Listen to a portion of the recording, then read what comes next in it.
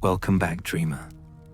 Tonight, we step into a silence so profound it hums, not the silence of absence, but the silence of knowledge so vast, so terrible, so absolute, that words themselves bend and break trying to contain it. Tonight, we speak of those who trade their sight for vision, who exchange the mundane world for glimpses of infinity, who serve not kings or gods, but something older, something that existed before either. Tonight, we speak of the Moth Priests.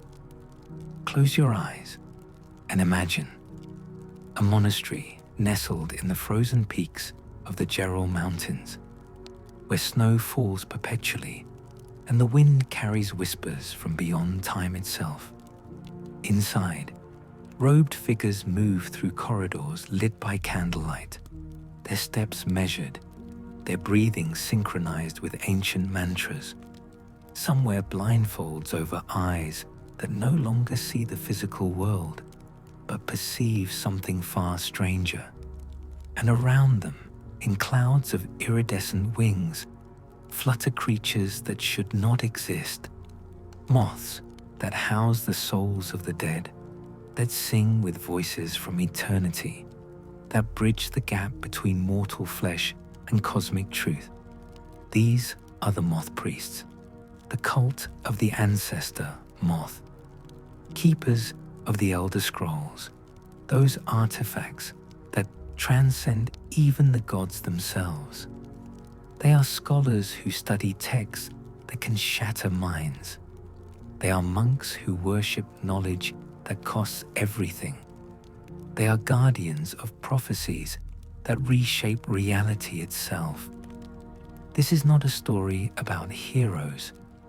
This is a story about sacrifice, about what mortals will endure to touch infinity, about the price of seeing past, present, and future simultaneously, about an order that has existed for millennia, slowly going blind, one reading at a time, in service to mysteries that may never be fully understood. From the earliest days of Cyrodiil, when Nedic slaves tended the gypsy moths for their Aeliad masters, to the Fourth Era, when a desperate priest named Dexian Evicus lost his sight trying to prevent an eternal night, the Moth Priests have endured. They have witnessed the rise and fall of empires. They have read prophecies that determined the fate of Tamriel. They have paid the ultimate price for knowledge, surrendering their vision to darkness so that others might see the path forward.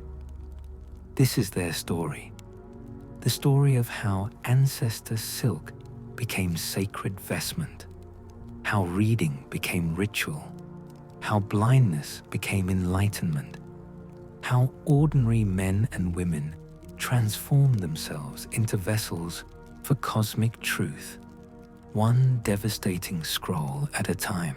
Chapter 1: The Ancestor Moths and the Birth of a Sacred Order. Let's begin at the beginning, not with the Moth Priests themselves, but with the moths, because you cannot understand the order without understanding the creatures they revere, the insects they depend upon, the beings they believe house the very souls of their ancestors. The Ancestor Moth is native to Cyrodiil, specifically to the Nibene region and the Gerald Mountains. They are gypsy moths, but calling them merely insects is like calling the Elder Scrolls merely parchment. These creatures exist at the intersection of the material and the metaphysical. They are, according to the cult's teachings, living repositories of something called Vgyrons. Vgyrons. The word itself sounds like a whisper, like silk sliding across stone. The cult defines them as the essence of mortal souls, the accumulated experiences and wisdom of those who have died. When a person dies in Nirn, the Moth Priests teach, a kind of dissipation begins. The soul fragments, disperses, but not everything is lost.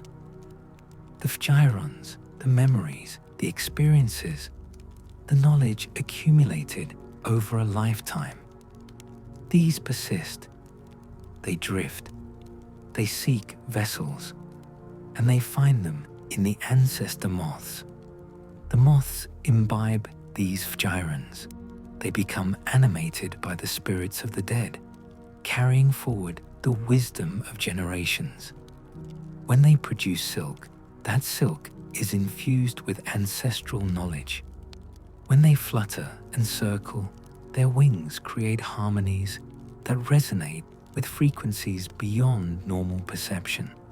They are, in effect, bridges between the living and the dead, between mortality and eternity. The Syro-Nordics understood this long before the Moth Priests existed. These early Nibonese people, centuries before recorded history, harvested the silk of these gypsy moths and wove it into garments. But these weren't ordinary clothes. The silk was inscribed with genealogies, with family trees, with the names and deeds of ancestors. When woven correctly, when the genealogy was accurate and complete, the resulting fabric possessed extraordinary properties. It could grant wisdom, it could provide protection, it could connect the wearer to their forebears in tangible, measurable ways. This was ancestor silk, and it became a major export from Cyrodiil to other provinces. Simple, yet exotic, powerful, yet practical. The Syro-Nordics built an entire economy around it.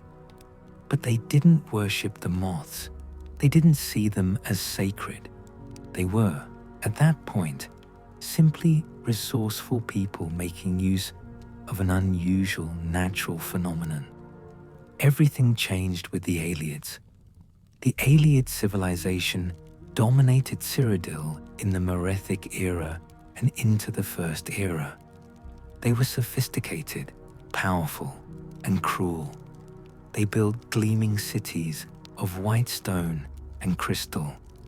They practiced magic that modern mages can barely comprehend, and they enslaved the human population, treating Nidis as little more than cattle, forcing them into service, using them for labor and worse. Among the tasks assigned to Nedic slaves was tending the Ancestor Moths. The Aelids understood that these creatures were special, though whether they grasped the full metaphysical truth remains unclear. They kept the moths in sacred glades, places where specific trees, canticle trees, grew. These trees attracted the moths, provided them with sustenance, created the proper environment for their life cycle, and the Nedic slaves were assigned to maintain these glades, to harvest the silk, to manage the moth populations. But something else happened in those glades, something the Aelids never intended.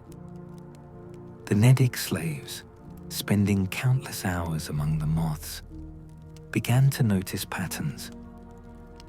The way the moths would cluster around certain individuals, the harmonics they produced, which seemed almost like language, the dreams that came to those who slept among them, dreams filled with knowledge they shouldn't possess, memories that weren't their own.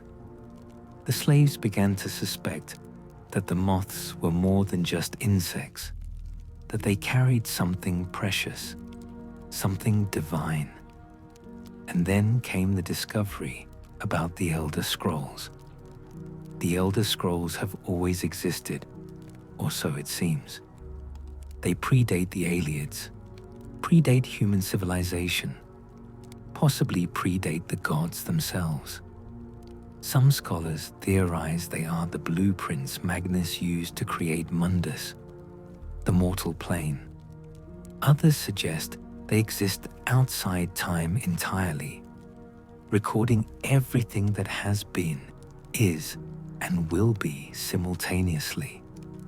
Regardless of their origin, they are objects of immense power, containing prophecies and histories that can reshape reality itself.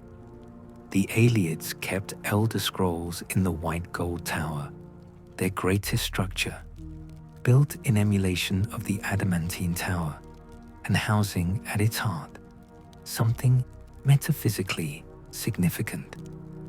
They studied the scrolls, they attempted to read them, and they discovered, as all who try discover, that reading the scrolls comes with consequences: blindness, madness, the shattering of unprepared minds against truths too vast to contain. But the Nedic slaves, working in the sacred glades, discovered something remarkable. When the Ancestor Moths were present in sufficient numbers, when they sang their harmonics, when they clustered around a person attempting to read a scroll, something changed. The moths acted as filters, as translators, as protective buffers between mortal consciousness and cosmic truth. They made the impossible possible. They allowed humans to read the Elder Scrolls without immediately losing their minds. Some Nedic texts suggest that the Aelids themselves used Ancestor Moths and canticle trees in their reading rooms within the White Gold Tower, attempting to master the world through the knowledge contained in the scrolls. According to these accounts, when the Aelids realized their slaves could also hear the song of the moths, they decided to teach them the secrets of reading, so as to have them perform the readings and bear the burden in their stead. Whether the Aelids fully understood this connection, or whether they kept it secret from their slaves, or whether the slaves independently discovered the technique, remains debated among scholars based on interpretations of fragmentary ancient texts. All we can say with certainty is that the Nedic slaves figured out how to use the moths to facilitate Elder Scroll reading. In secret, these moth tenders spirited away the components of the reading ritual. They memorized the techniques. They established their own sacred glades, hidden from their masters. They created the foundation of what would become the cult of the Ancestor Moth. When the Alessian rebellion came in the First Era, when Saint Alessia led the slave revolt that toppled the Aelid civilization, the Nedic moth tenders emerged from secrecy. They revealed their knowledge. They demonstrated their ability to read the Elder Scrolls safely, or at least more safely than anyone else could manage. And they offered their services to the new human empire being built on the ruins of the old Aelid one. Thus was born the Order of the Ancestor Moth, the cult, the priests who would dedicate themselves to the study and interpretation of the Elder Scrolls, providing counsel to emperors, guiding the empire through prophecy, maintaining the most sacred and dangerous texts in all of Tamriel. The cult's theology developed over centuries. They came to believe, or perhaps they always believed, that the Ancestor Moths house the gyrans of the dead, that when a person dies, their essence doesn't simply vanish. Some of it, the wisdom, the experience, the accumulated knowledge of a lifetime, disperses into the world and finds its way to the moths. The moths sing this knowledge forward through generations. They become, in effect, a distributed consciousness, a collective wisdom spanning all of history. When a moth produces silk, it weaves gyrons into the threads. When priests harvest this silk and create garments, they wear the wisdom of their ancestors. When they perform the reading ritual, the moths cluster around them, singing harmonics that attune their consciousness to frequencies that allow perception of the Elder Scrolls' true content. The moths grant what the cult calls second sight, the ability to perceive what normal vision cannot. This is why Ancestor and Moth became synonymous in Cyrodiil culture, why the cult bears both names, why the moths are treated not as mere animals, but as sacred beings housing eternal souls. They are, quite literally, ancestors made manifest, the dead living on in a different form, continuing to guide and teach the living through their presence. There are alternate theories about the moth's origin. Some within the cult believe the secrets of reading the scrolls were taught directly by Akatosh, the dragon god of time. It would make sense, given that the Elder Scrolls exist somewhat outside normal time, that their reading would require intervention from the deity who governs temporal reality.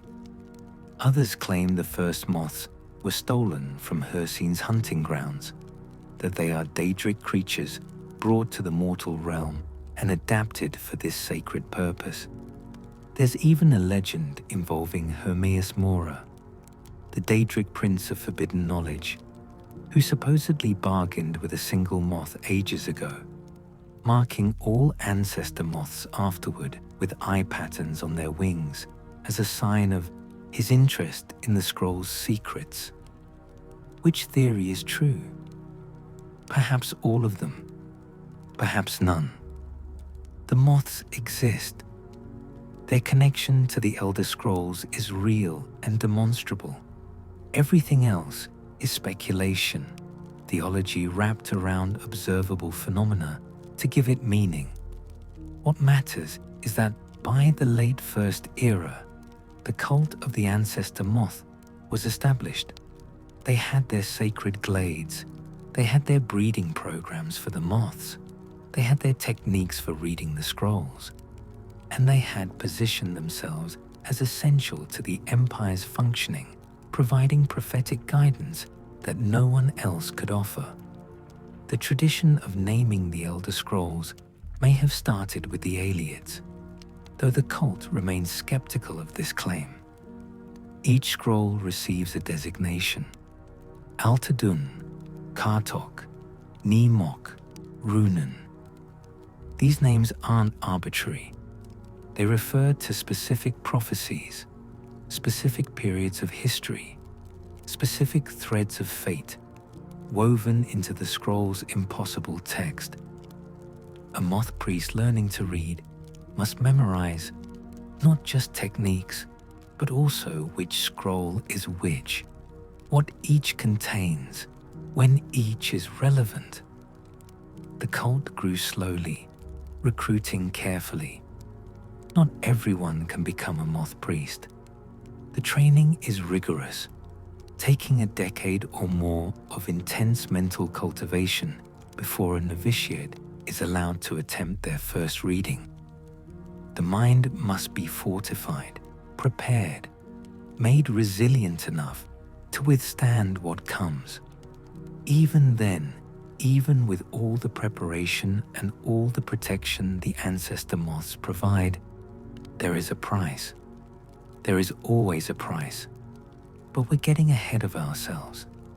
Before we discuss what reading costs, we need to understand what's being read.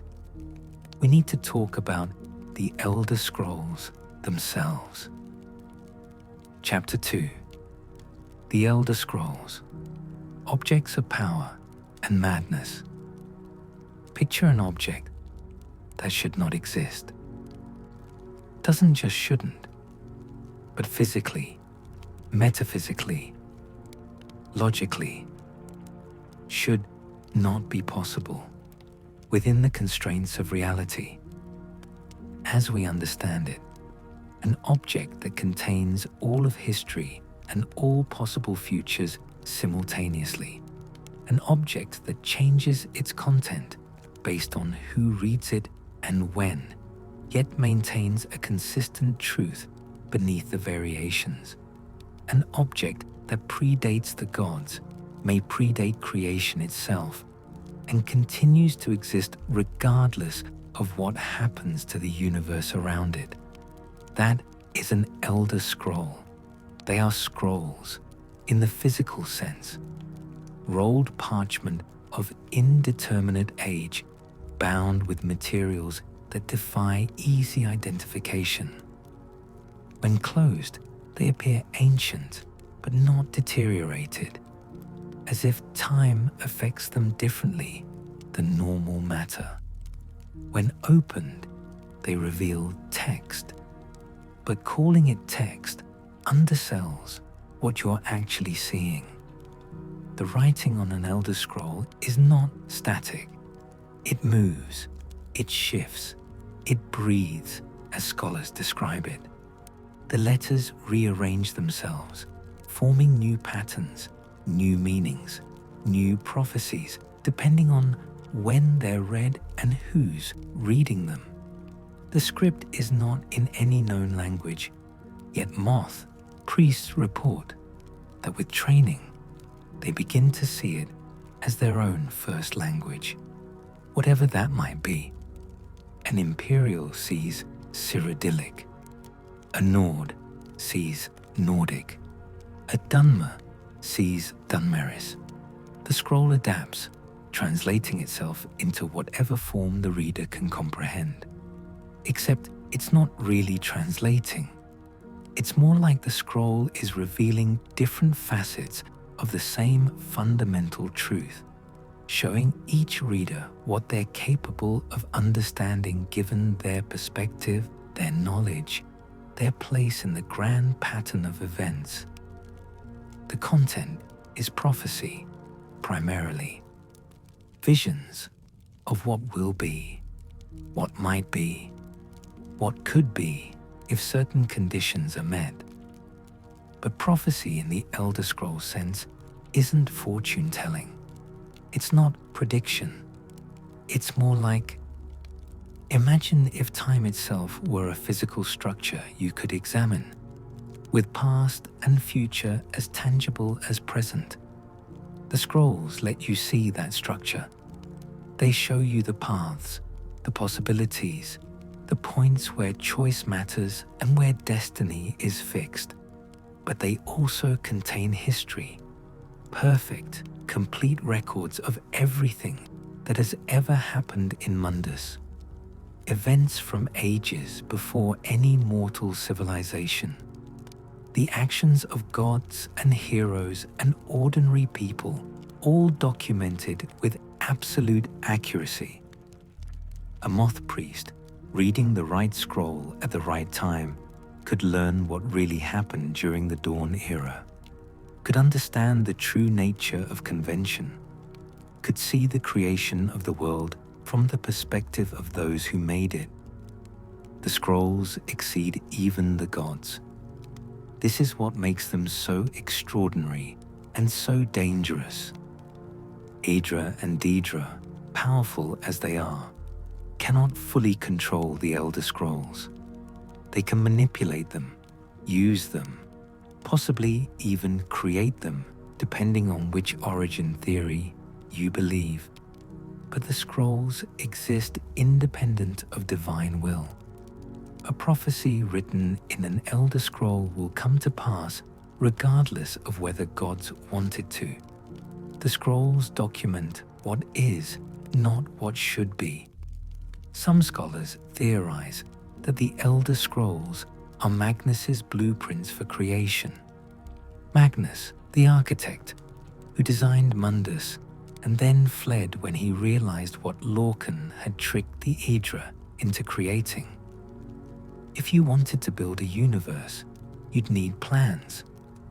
detailed, comprehensive plans showing how everything fits together, how time flows, how events cascade from causes. Based on this reasoning, perhaps the Elder Scrolls are those plans, and reading them lets you see the underlying structure of reality itself. Others argue the scrolls exist outside creation entirely, occupying some meta-reality beyond even Aetherius. That they record not just one universe, but all possible universes, all possible timelines, all potential realities. When you read an Elder Scroll, according to this interpretation, you're glimpsing the infinite multiverse, seeing all the paths reality might take, all the choices that matter and don't matter, all the endings and beginnings simultaneously. The truth is probably beyond mortal comprehension entirely. Even Moth Priests, who spend lifetimes studying the scrolls, admit they don't truly understand what they're reading. They receive revelations, they gain insights, they witness prophecies, but the fundamental nature of the scrolls themselves remains mysterious, even to those most intimately familiar with them. What we do know is that the Elder Scrolls do not exist in countable form. Ask a Moth Priest how many scrolls there are, and you'll get different answers every time. Count the scrolls in the Imperial Library today, return tomorrow, count again, and the number will have changed. Scrolls appear and disappear. They move on their own, though whether this is literal physical movement or some metaphysical property that makes cataloging them impossible remains debated. Moth Priestess Terran Arminas, who served as a scroll drudge in the Imperial Library, disputes this to some extent. She insists that the notion of scrolls moving on their own is false, that they remain where they're placed. But she also acknowledges that attempts to catalog them consistently fail. Different priests claim the same scroll is in different locations. The categorization systems break down, with scrolls fitting into multiple categories simultaneously or defying categorization entirely. Maybe the scrolls do move, maybe they don't. Maybe the answer is yes and no simultaneously, because the scrolls exist in a state that defies simple binary description.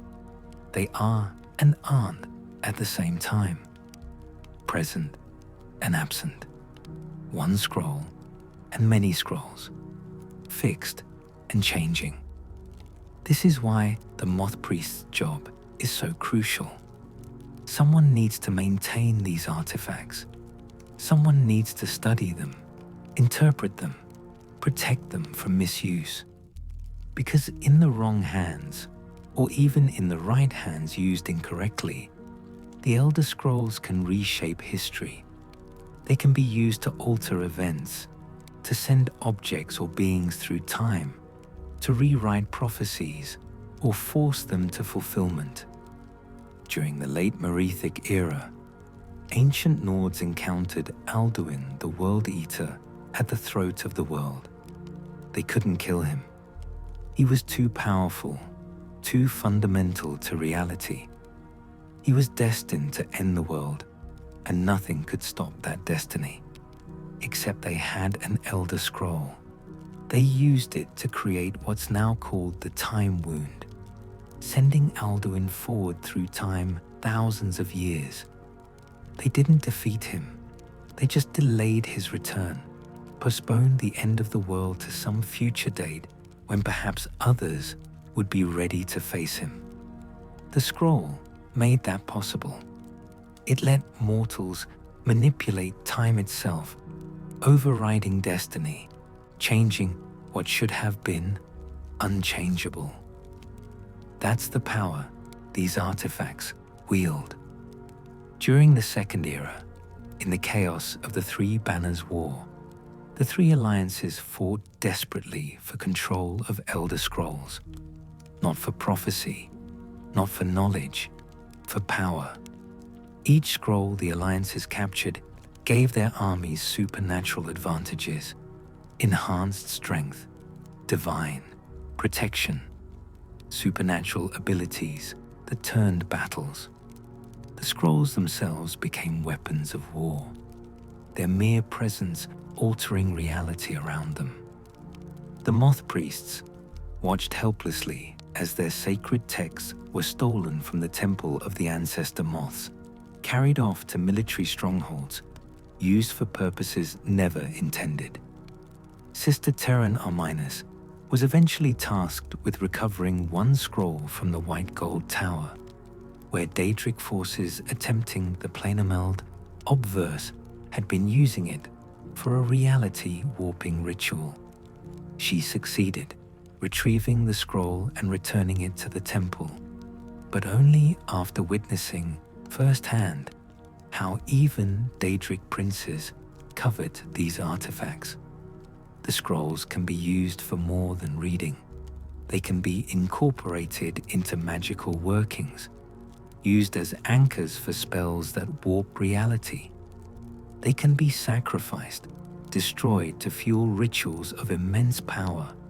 They can serve as keys, unlocking places and possibilities that should remain sealed. This is why the Moth Priests guard them so jealously. This is why access to the Imperial Library is so restricted, not just to keep people from reading themselves into blindness, but to prevent the scrolls from being weaponized by those who don't understand the consequences. And there are always consequences. Reading an Elder Scroll is categorized into 4 groups of effects, depending on who's doing the reading and how prepared they are. The first group, the naïves, people who have no understanding of the Elder Scrolls whatsoever. No training, no preparation, no metaphysical foundation for comprehending what they're seeing. When a naïve opens an Elder Scroll, they see gibberish, odd lettering, strange symbols, arcane runes that might be language, but might just as easily be decorative patterns. They learn nothing. They gain no prophecy. The scroll protects them through their ignorance. Their lack of understanding serves as a shield against its power. The second group, those with some understanding, but no proper training. These individuals know enough to be dangerous. They've studied scroll lore, read accounts of prophecies, understand conceptually what the scrolls contain. When they attempt to read one, they receive a flash of insight, a fragment of prophecy, a glimpse of truth, but they pay for it immediately, irrevocably, and completely. They are struck blind, total blindness, instant and permanent. No gradual degradation, no temporary effects. One moment they can see, the next they cannot, and they never will again. The fragment of knowledge they receive is real, but whether it's worth the cost is debatable at best. The third group, those with proper training but still developing their discipline. These are junior Moth Priests, individuals who have completed enough mental cultivation to withstand a scroll reading without their mind shattering, but who haven't yet achieved the mastery of senior members. When they read, they experience temporary blindness. Their vision fogs. They can still make out shapes, colors, general forms, enough to navigate their environment and continue reading mundane texts. But fine details blur, and the blindness lasts longer with each reading. The knowledge they gain is also tempered, requiring meditation and reflection to fully understand what they witnessed. The fourth group, the fully trained and fortified Moth Priests, those who have spent decades preparing their minds, who have achieved the mental discipline necessary to truly engage with the scrolls. Even they experience blindness, but it comes gradually. Each reading costs them a fraction of their sight. Over time, over many readings, their vision degrades until it's gone completely. But they gain something in exchange: a lifetime of deep revelations, accumulated wisdom from dozens or hundreds of scroll readings, understanding that transcends what any single reading could provide. This is the progression every Moth Priest experiences, from novitiate to master reader, from first reading to last, from sight to blindness. It's not a matter of if they'll lose their vision, it's when. Every priest knows this. Every priest accepts it. Because the alternative, remaining ignorant while possessing the means to gain knowledge, is unthinkable to them. There's a moment in every Moth Priest's life called the penultimate reading. On this day, they open a scroll, and the only knowledge it imparts is this: your next reading will be your last. You have one more scroll left before permanent blindness claims you. It's a warning, a countdown. The scroll itself, in its infinite knowledge of past and future, knows when each reader's sight will fail completely. It tells them, gives them time to prepare. What follows is the ultimate reading. The priest withdraws to seclusion, spends months or years in meditation and reflection, preparing their mind for one final encounter with infinity. When they're ready, they perform the reading ritual one last time. They open the scroll. They witness revelations beyond anything they've experienced before. The scroll gives them everything, holding nothing back, showing them truths they couldn't have comprehended earlier in their training. And then, when the reading ends, the darkness comes, permanent, complete, forever. But the illuminated ones, as these fully blind priests are called, possess something ordinary blind people don't. They have retained understanding accumulated over a lifetime. They have internalized prophecies, memorized histories, absorbed cosmic truths that most mortals will never glimpse. In their darkness, they see more clearly than most people do with functioning eyes. This is the bargain at the heart of the Moth Priest's existence. Sight for insight, vision for vision, the physical world for the metaphysical one. In every generation, new priests accept these terms, knowing exactly what they're sacrificing and why it matters. The Elder Scrolls are worth it. At least, that's what the priests believe. These artifacts have shaped the course of history countless times. They've prevented disasters, guided heroes, warned of coming threats, revealed hidden truths. Without them, without the priests willing to read them, Tamriel might have fallen to catastrophes that prophecy allowed others to prevent. But the scrolls remain mysterious, dangerous, powerful beyond measure. They are not tools to be wielded lightly. They are cosmic forces given physical form, texts written in the language of reality itself, containing truths that can enlighten or destroy depending on how they're approached. And the Moth Priests are the only ones who figured out how to read them without immediately destroying themselves in the process. Let us turn now to where these scrolls are kept, the great tower at the heart of the empire, where knowledge and power concentrate into something almost divine.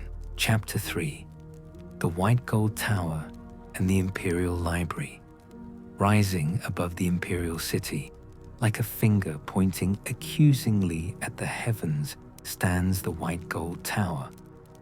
Visible from anywhere in Cyrodiil, dominating the skyline, impossible to ignore or forget.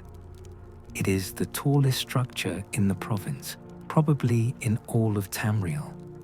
More than just a building, it is one of the towers of Nirn, metaphysical anchors that some scholars believe prevent Mundus from dissolving back into oblivion. The tower predates human civilization in Cyrodiil. Originally called the Temple of the Ancestors by the Ayleids, it served as the center of their civilization, housing their greatest artifacts and hosting their most sacred rituals. The 10 Ancestors, ancient Ayleid statues of immense magical significance, once resided there. It was, quite literally, the heart of the Ayleid Empire. When Alessia's rebellion toppled that empire, the White Gold Tower became the symbol of human freedom and independence, the center of the new Cyrodiilic Empire, the home of emperors, the seat of power for the Elder Council, and crucially for our purposes, the repository of the Elder Scrolls.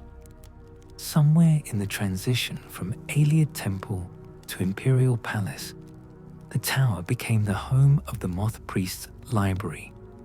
Deep within the structure, protected by guards and magic and secrecy, lies the Elder Scrolls Library, the greatest collection of these artifacts anywhere in Tamriel.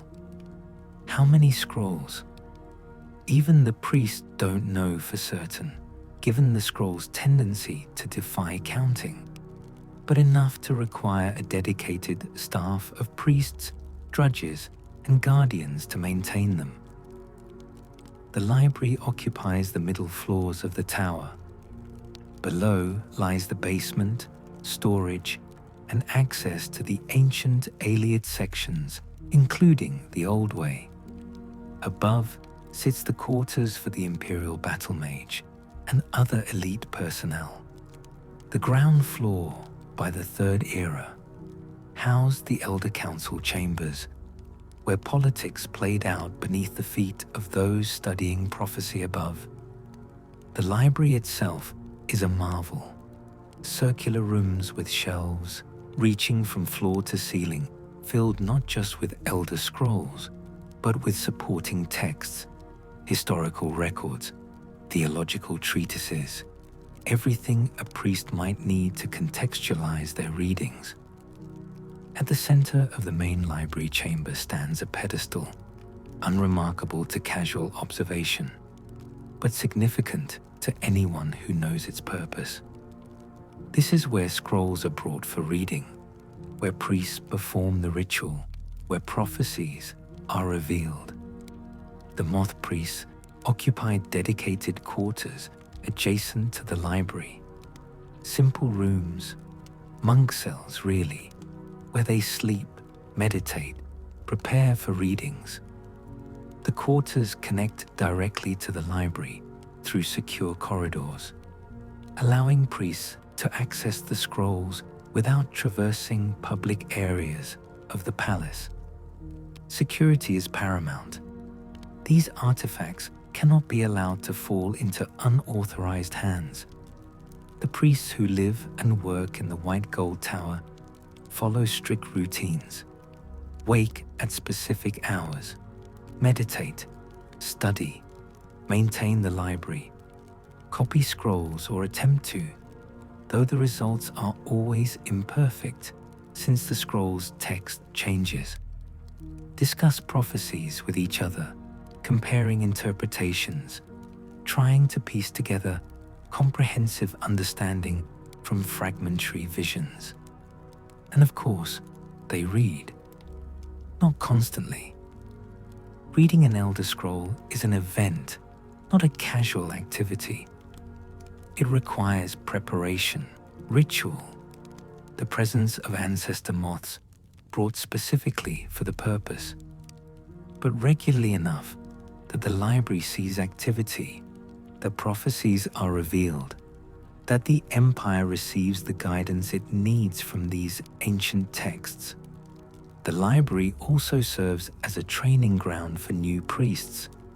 Novices spend time there as scroll drudges, learning the catalog system such as it is, becoming familiar with which scrolls are which, understanding the library's layout.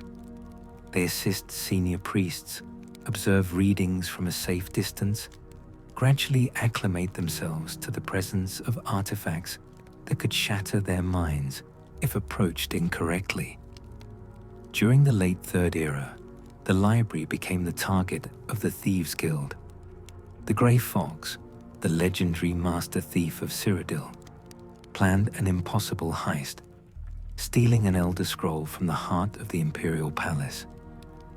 The job was insane even by his standards. The palace was the most heavily guarded location in the province. The library was staffed by blind Moth Priests who, despite their lack of sight, were formidable combatants trained in what they called the Way of the Peaceful Fist. The scrolls themselves were stored in areas that required navigating complex security. The heist succeeded, of course.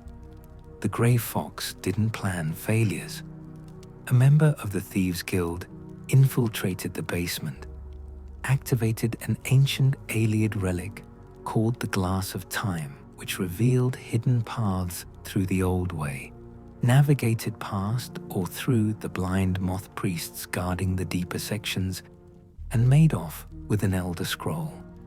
The theft was, by all accounts, extraordinary.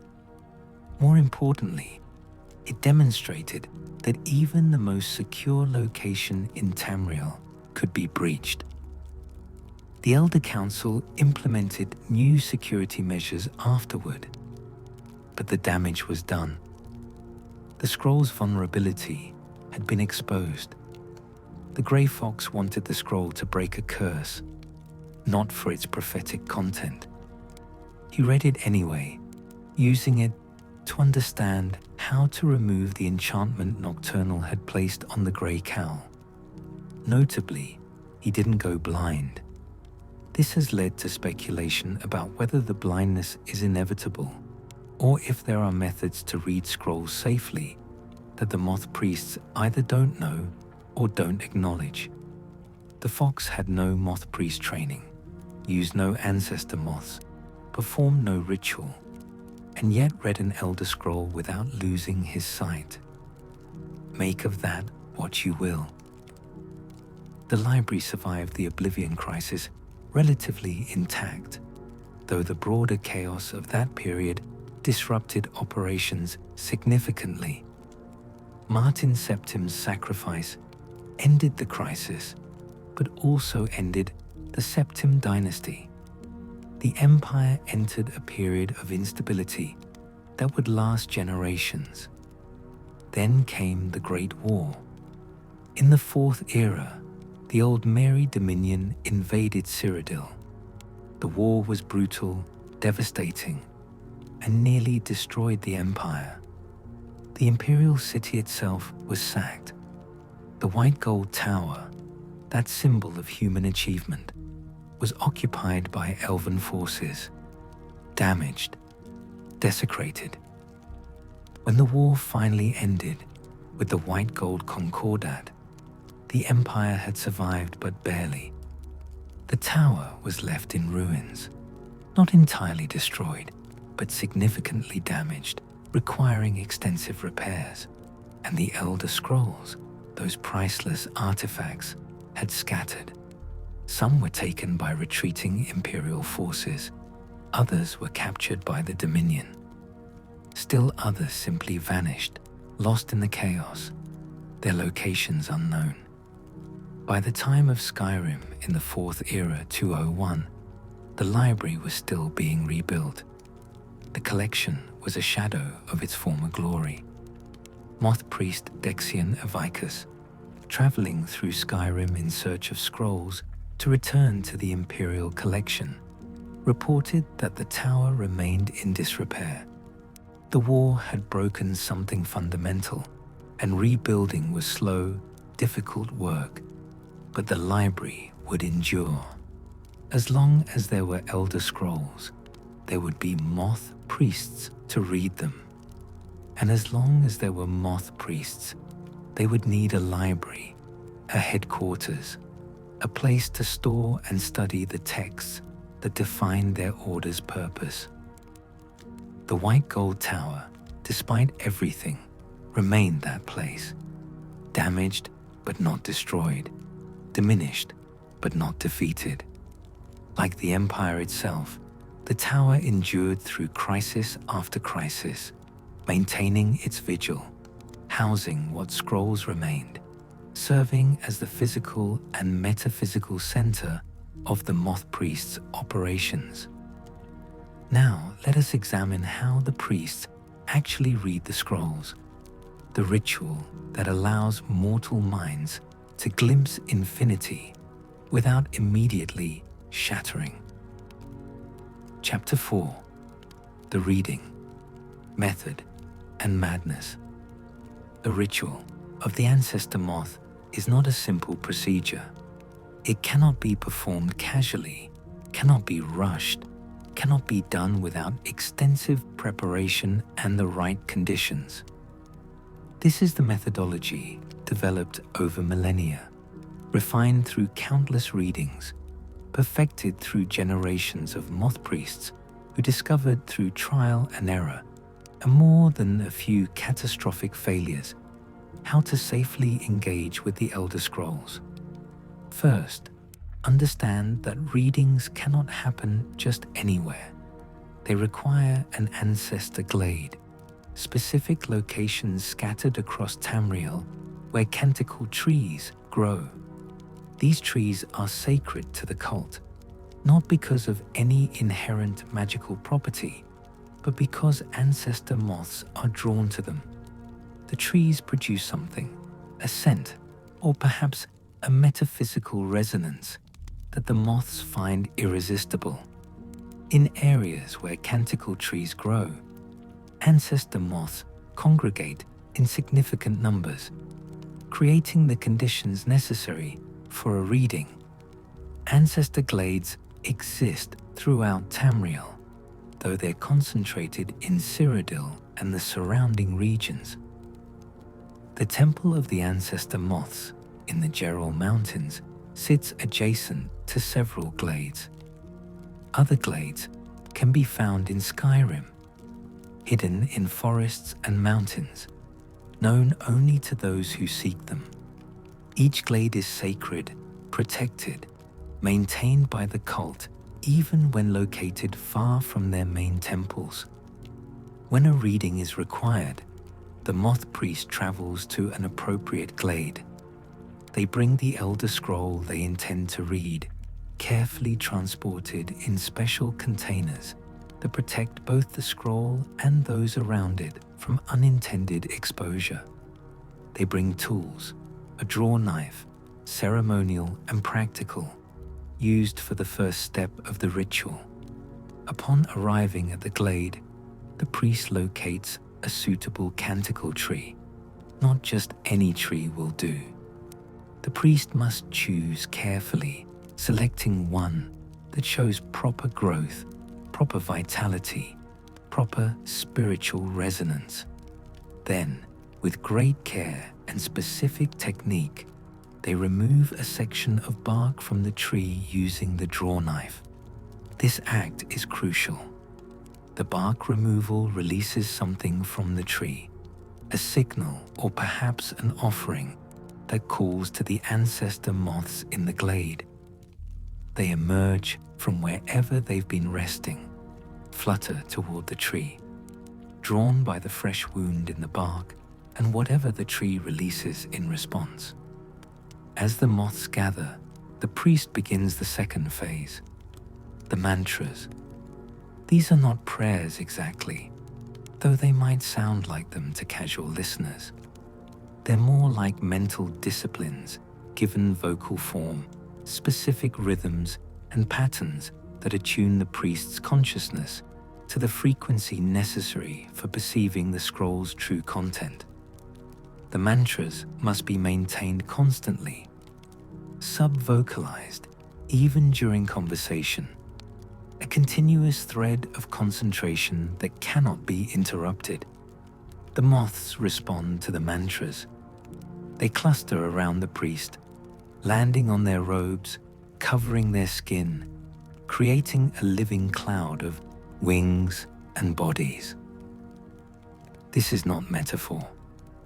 Photographs and illustrations show moth priests, literally covered in moths, barely visible beneath the swarm, cocooned in ancestor moths that sing their harmonics and grant the second sight necessary for reading. The priest described it as maintaining skin contact with the moths through constant sub-vocalization. Break the mantra, and the moths explode outward in a burst of wings and bodies, only to return when the chant resumes. Speak normally, and the same thing happens. The concentration required is immense, the mental discipline extraordinary. A novice priest spends years learning to maintain the mantras properly before attempting their first reading. With the moths in place, singing their harmonics, the priest finally opens the Elder Scroll. What they see is described in reverent, somewhat vague terms by those who've experienced it. The text glows, the letters move, rearranging themselves, forming patterns that convey meaning beyond simple language. Images appear, not drawn on the parchment, but emerging from it. Three-dimensional visions of events past and future. Sounds manifest, voices speaking prophecies, warnings, truths that resonate through the priest's entire being. Time becomes fluid during a reading. A priest might spend what feels like hours engaged with a scroll, only to discover mere minutes have passed. Or the reverse, minutes feeling like seconds, the entire experience compressed into a brief window that contains far more information than should be possible to process in that time frame. The moths filter this experience. Without them, the full weight of the scroll's content would crush mortal consciousness. The gyrons housed in the moths, the accumulated wisdom of countless ancestors, provide context, understanding, a framework for comprehending what should be incomprehensible. The moth's harmonics literally tune the priest's perception, allowing them to process information that would normally cause madness or brain death. Even with this protection, the experience is overwhelming. Moth priests describe it as having their mind expanded beyond its normal capacity, stretched to accommodate concepts and visions that don't fit within ordinary mental architecture. It's not painful, exactly, but it's not comfortable either. It's like trying to pour an ocean into a cup and having the cup somehow expand to hold it without breaking. When the reading concludes, when the priest has absorbed as much as they can process, the scroll closes itself. Or perhaps the priest closes it subconsciously, recognizing they've reached their limit. Either way, the connection breaks, the visions fade, the sounds diminish. The priest returns to normal consciousness. Though normal is a relative term after experiencing what they've just witnessed, they are temporarily blind. This is inevitable and expected. The duration varies depending on the priest's skill and the reading's intensity, but it can last from minutes to hours. During this time, the priest must wait for their vision to return, using the opportunity to begin processing what they've learned, starting the meditation and reflection that will continue for months or years afterward. Because understanding what you read in an Elder Scroll is not immediate. The revelations come fragmented, symbolic, requiring interpretation and analysis. A priest might see a vision of a dragon descending on a city and need years to determine whether it's literal prophecy, metaphor for political upheaval, or historical record of an event long past. The scrolls don't provide convenient context or explanations. They show truth, and figuring out what that truth means is the priest's responsibility. This is why senior priests often work in groups, comparing their readings, discussing interpretations, trying to assemble comprehensive understanding from multiple fragmentary visions. One priest reads a scroll and sees a red diamond. Another reads and sees a tower falling. A third reads and sees a king dying. Together, they might piece together that these visions refer to the red diamond, the amulet of kings, and prophesy the end of the Septim dynasty and the fall of the empire's central authority. Individually, each vision is cryptic. Combined, they form coherent prophecy. The time required for a complete scroll reading varies tremendously. Dexianevicus mentions it can take months or even years to fully complete a single scroll, with additional months needed to recover and process what was learned. This isn't continuous reading. It's multiple sessions, each advancing understanding incrementally, each taking its toll on the priest's eyesight, each requiring recovery time before the next attempt. Some scrolls are more difficult than others. Some require specific conditions to read properly. Some reveal their contents only to certain individuals at certain times. The scrolls have agency, or at least appear to, choosing when and to whom they'll reveal specific prophecies. A priest might attempt to read a scroll and receive nothing, only to try again years later and have it open like a flower, sharing secrets it previously withheld. This unpredictability frustrates efforts to systematically catalog scroll contents.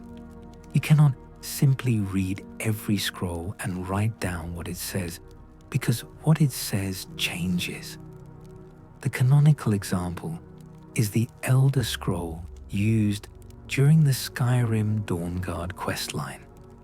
Regardless of how many times different priests read it, the prophecy remained the same, but with a blank ending. The future was indeterminate, dependent on choices not yet made, and the scroll acknowledged this by refusing to reveal what came after certain crucial decision points. Other scrolls are more forthcoming, but also more dangerous. Scrolls containing absolute truths, prophecies that cannot be changed, are particularly hazardous to read because their certainty can be crushing. Knowing that a specific event will definitely occur, seeing it laid out in immutable detail, understanding that nothing you or anyone else does will prevent it, that knowledge can break priests who weren't adequately prepared. The ritual has one other critical component worth mentioning: cleansing. Before, during, and after readings, Moth Priests use special cleansing bowls to remove impurities from their fingers and hands. This isn't symbolic. The scrolls are metaphysically active, their essence capable of contaminating those who touch them. The cleansing ritual prevents this contamination from spreading, protects the priest from carrying scroll essence back into normal life, where it might cause unintended effects. All of this, the glades and moths and mantras and cleansing, represents centuries of accumulated knowledge about how to safely interact with objects that should not be safely interactable. Every step was learned through disaster. Every precaution was added after someone died, or went mad, or worse, from skipping it. The ritual of the Ancestor Moth is written in the suffering of priests who figured out the hard way what works and what doesn't. And even following every step perfectly, even doing everything right, there is still the price. Let us examine that price now, the cost exacted from every moth priest who dedicates their life to reading the scrolls. Chapter 5. The Price of Knowledge, Blindness and Sacrifice. Every moth priest knows how their story ends. In darkness, absolute, permanent, irreversible darkness. This is not supposition.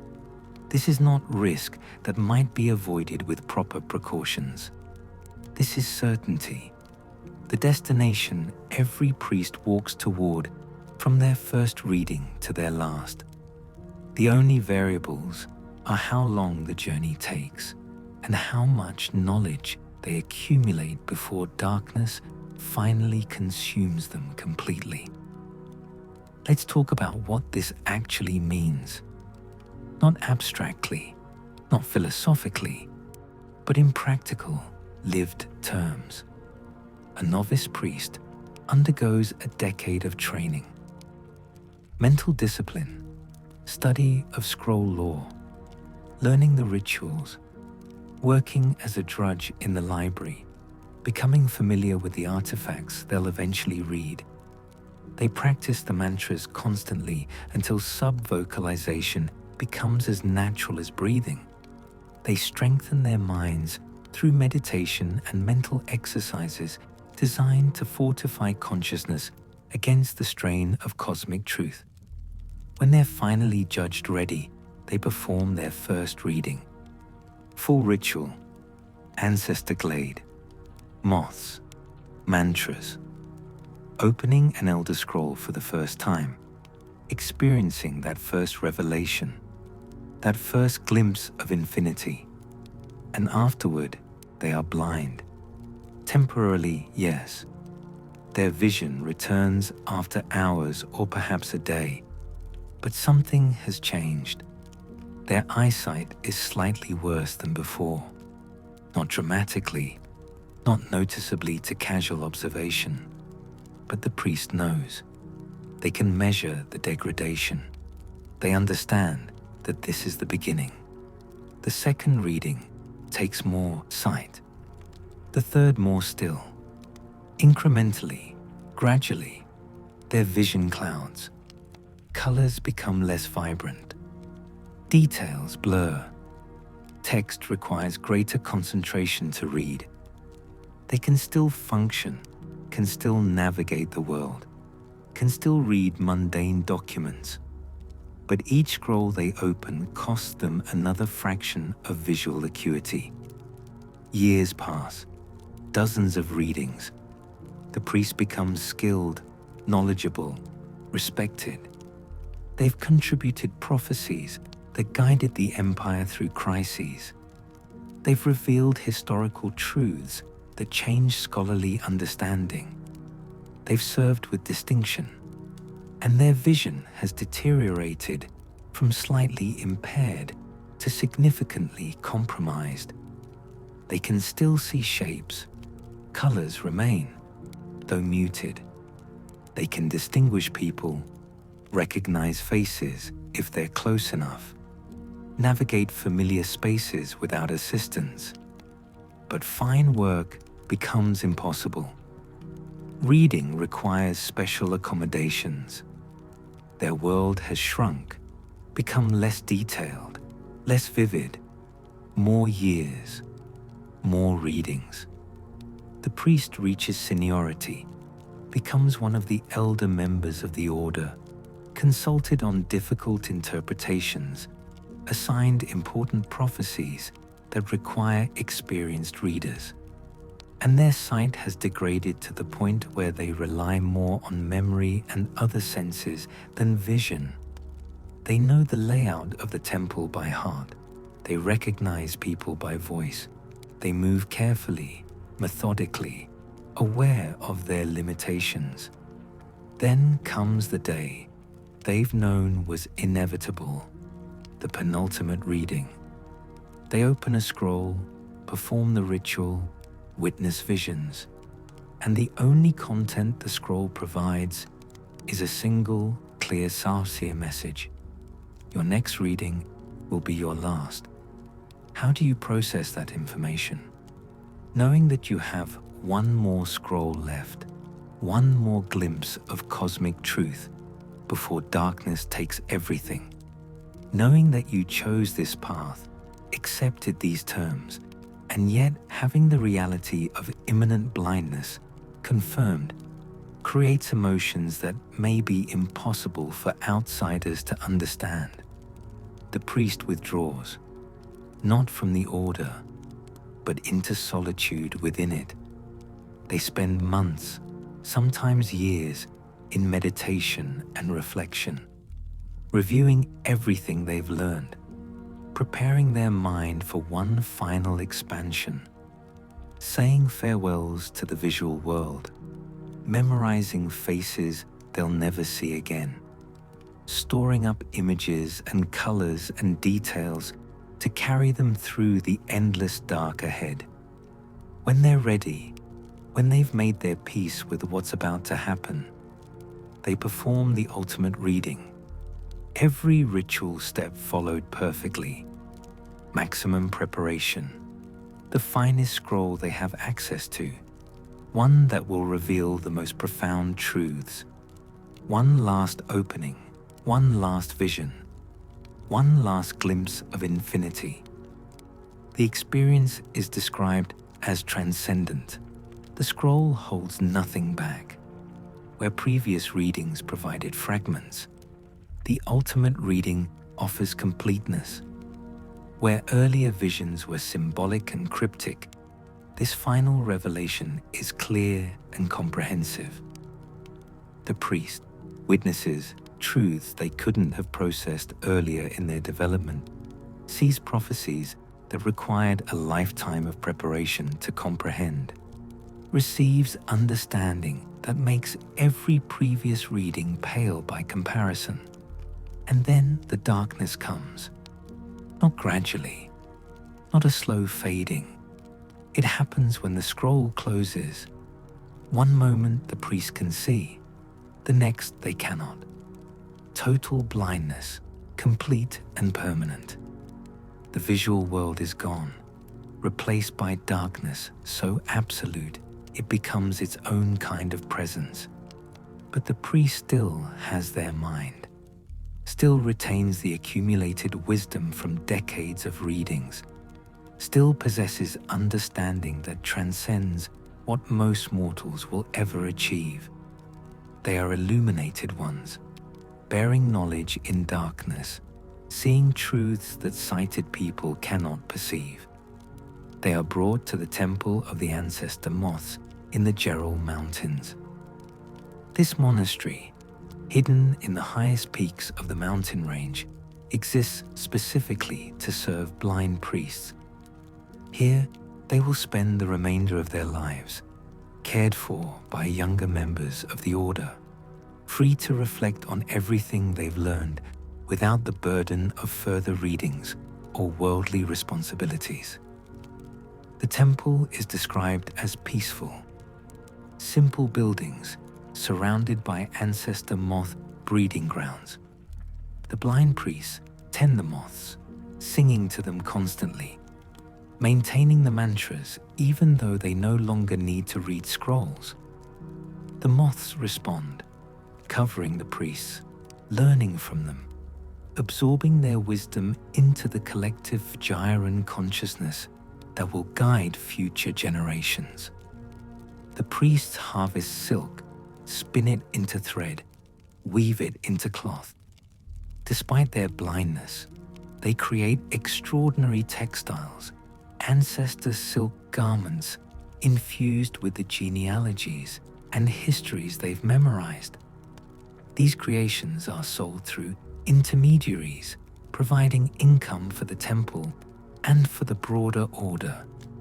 The work is meditative, purposeful, a way for blind priests to remain productive while contemplating infinity in their darkness. Younger monks care for them, provide food, water, tools, furniture, protect them from external threats. The temple grounds are sacred, secluded, unknown to most of Tamriel. The blind priests live there in anonymity, their individual identities less important than the collective wisdom they embody. This is what the Moth Priests sacrifice, not just sight, but also normal life. They dedicate decades to study and reading, knowing they're walking toward blindness. When it finally claims them, they withdraw from the world, spending their remaining years in a mountain monastery, tending moths and weaving silk and contemplating prophecies most mortals will never hear about. Why? Why accept these terms? What knowledge could possibly be worth this price?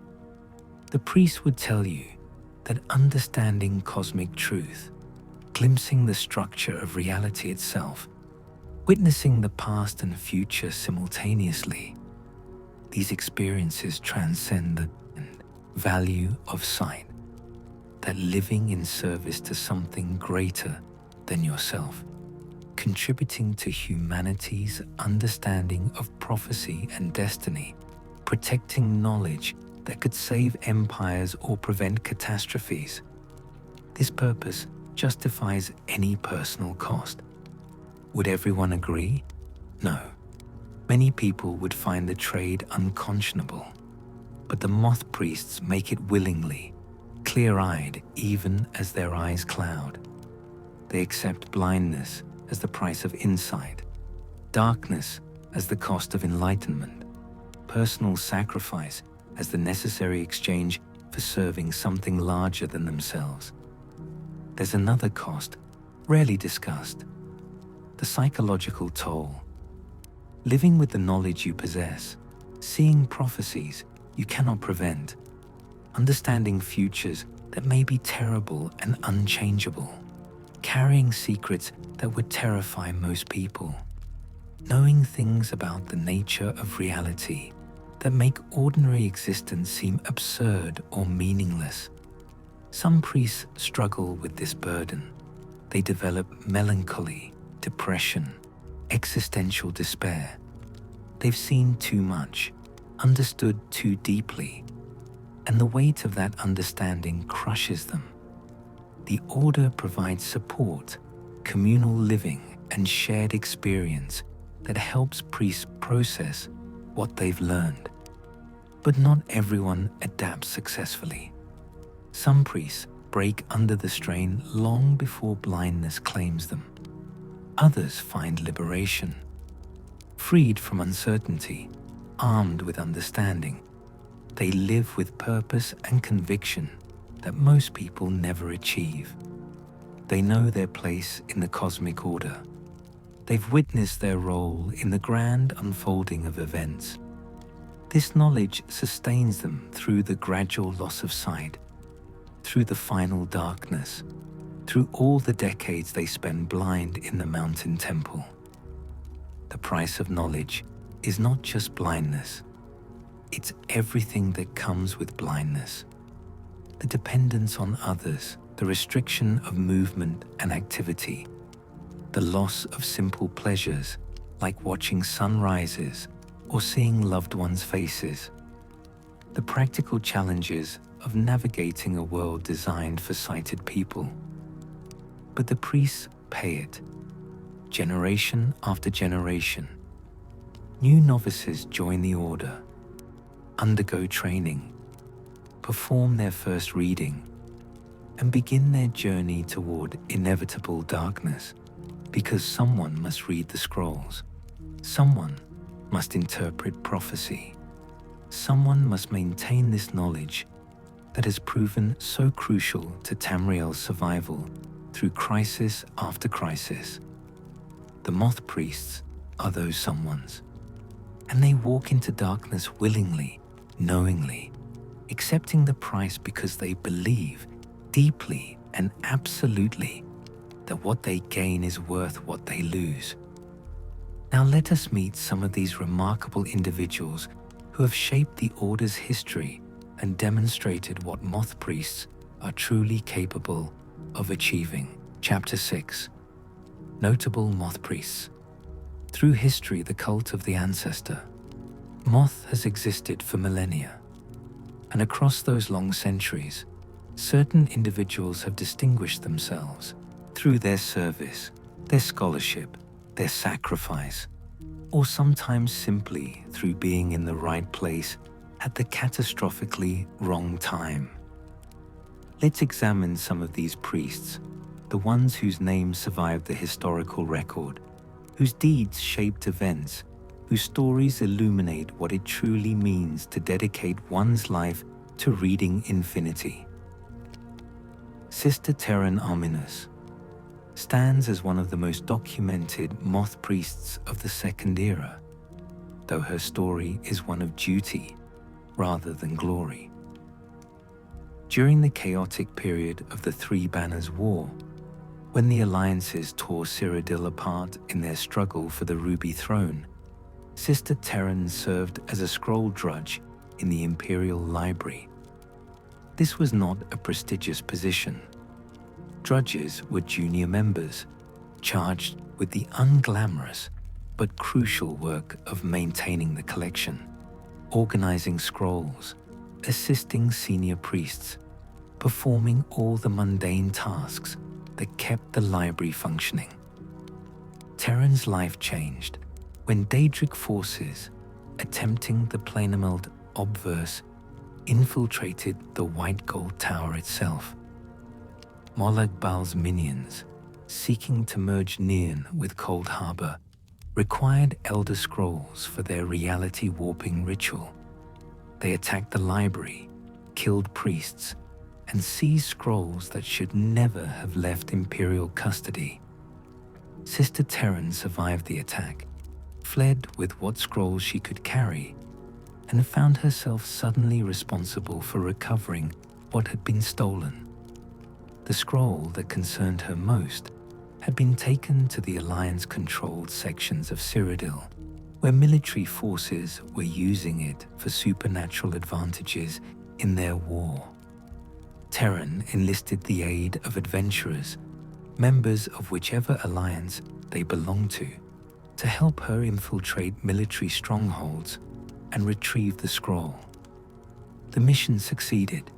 The scroll was returned to the Temple of the Ancestor Moths rather than the compromised Imperial Library, and Sister Terran demonstrated that even junior priests, when necessity demands, can show extraordinary courage. What makes Terran particularly notable is her documented skepticism about certain cult beliefs. She openly disputes the notion that Elder Scrolls move on their own, insisting this is folklore rather than fact. She questions aspects of the theology while maintaining absolute dedication to the practical work of scroll preservation. This suggests the Order tolerates, perhaps even encourages, intellectual independence among its members. Blind faith is not required, only blind service, eventually. Justinius Polonius appears in records from the late Third Era, specifically during the events documented in the game Oblivion. He served as Moth Priest attached to the Imperial Palace, working in the Elder Scrolls Library beneath the White Gold Tower. Justinius was elderly by the time he appears in history, his vision already compromised from a lifetime of readings, though not yet completely blind. His role in the events surrounding the Oblivion Crisis is tangential but illuminating. When the Thieves Guild executed their impossible heist, stealing an Elder Scroll from the palace, Justinius was among those who witnessed the aftermath. The theft shocked the Order. These scrolls had been considered secure, protected by the palace's defenses and by the blind Moth Priests who guarded the deeper sections of the library. That someone penetrated these protections and escaped with a scroll exposed vulnerabilities the Order had been complacent about. Justinius and his fellow priests implemented new security protocols afterward, though the details remain classified. What we know is that the library became more restricted, access more carefully controlled, the blind Moth Priests more actively involved in physical security rather than simply being present. Justinius likely played a role in these changes, using his senior status and experience to guide the Order's response to this unprecedented violation. What happened to Justinius, specifically after the crisis ended, remains unknown. The chaos of Martin Septim's sacrifice, the collapse of the Septim dynasty, the political upheaval that followed. These events scattered many records and displaced many people. He may have survived to reach the temple of the Ancestor Moths for his final years, or he may have perished in the crisis. History doesn't say. Dexion Evicus is arguably the most thoroughly documented Moth Priest in all of Elder Scrolls lore. Thanks to his central role in the events of Skyrim's Dawnguard expansion, his story deserves detailed examination because it illustrates in painful clarity exactly what service to the scrolls can cost. Dexion was a senior priest by the 4th Era 201, old but not yet blind. He had spent decades in service to the Order, performed countless readings, contributed significantly to Imperial prophetic understanding. When the Great War devastated Cyrodiil and scattered the Elder Scrolls collection, Dexion took it upon himself to recover lost scrolls and return them to what remained of the Imperial Library in the still damaged White Gold Tower. This mission brought him to Skyrim. He had tracked an Elder Scroll to the province, guided by the subtle pull these artifacts exert on those trained to read them. Elder Scrolls call to Moth Priests, drawing them through a connection that's part training, part spiritual attunement. And this particular scroll was calling to Dexion, drawing him northward through increasingly dangerous territory. He should have brought guards. He should have requested military escort. He should have done many things differently. But Moth Priests often operate alone, trusting in their sacred purpose and the protection of the ancestors. This trust, in Dexion's case, proved misplaced. Vampires ambushed his escort and captured him. Not just any vampires. These served Harkon, the Lord of Castle Volkihar, himself an ancient vampire of immense power who had made a pact with Molag Bal millennia ago. Harkon was pursuing the tyranny of the sun, an ancient prophecy that would allow vampires to blot out the sun itself, creating eternal night. To fulfill this prophecy, he needed Elder Scrolls, and he needed someone who could read them. Harkon's vampires took Dexion to Forebear's Holdout, a cave system where they attempted to enthrall him using magic. Malchus, a vampire skilled in mental domination, worked to break Dexian's will, to turn him into a thrall who would obey without question. The priest resisted, fought the mental assault with techniques learned through decades of meditation and mental discipline. But he was exhausted, wearing down under the constant psychic pressure. When the Dawn Guard, that reformed organization dedicated to hunting vampires, learned about Dexian's capture, they moved to rescue him. The last Dragonborn, working with the Dawn Guard to stop Harkon, fought through Forebear's holdout, defeated Malchus, and freed Dexian from his magical cage. The priest had not yet been fully enthralled, had not yet been forced to read any scrolls. His rescue came in time. Grateful and recognizing the Dawn Guard's purpose as vampire hunters, Dexian willingly agreed to help them. They needed to understand Harkon's plans, needed to read the Elder Scroll they possessed, to learn about the tyranny of the Sun prophecy. Dexian would perform that reading. But here's where the tragedy unfolded. Dexian, in his eagerness to help, in his desire to contribute after being rescued, neglected the proper preparation. He rushed the reading. He performed it hastily, without the full ritual, without adequate mental fortification. And this haste cost him dearly. At Fort Dawnguard, Dexian read the Elder Scroll. The prophecy revealed itself. The tyranny of the sun involved Auriel's bow, the blood of a daughter of Cold Harbor, a ritual to end daylight. The scroll showed paths and possibilities, future branches that depended on choices not yet made. It was powerful revelation, crucial intelligence. But Dexian's vision failed. Not gradually, not over time. Almost immediately, his sight began to deteriorate dramatically. When the Dragonborn later brought him additional Elder Scrolls to read, hoping to gain more complete understanding of the prophecy, Dexian had to confess a terrible truth. "I'm sorry, my friend. I can no longer be of use in this matter." The Dragonborn asked what happened, and Dexian explained, "It's my fault.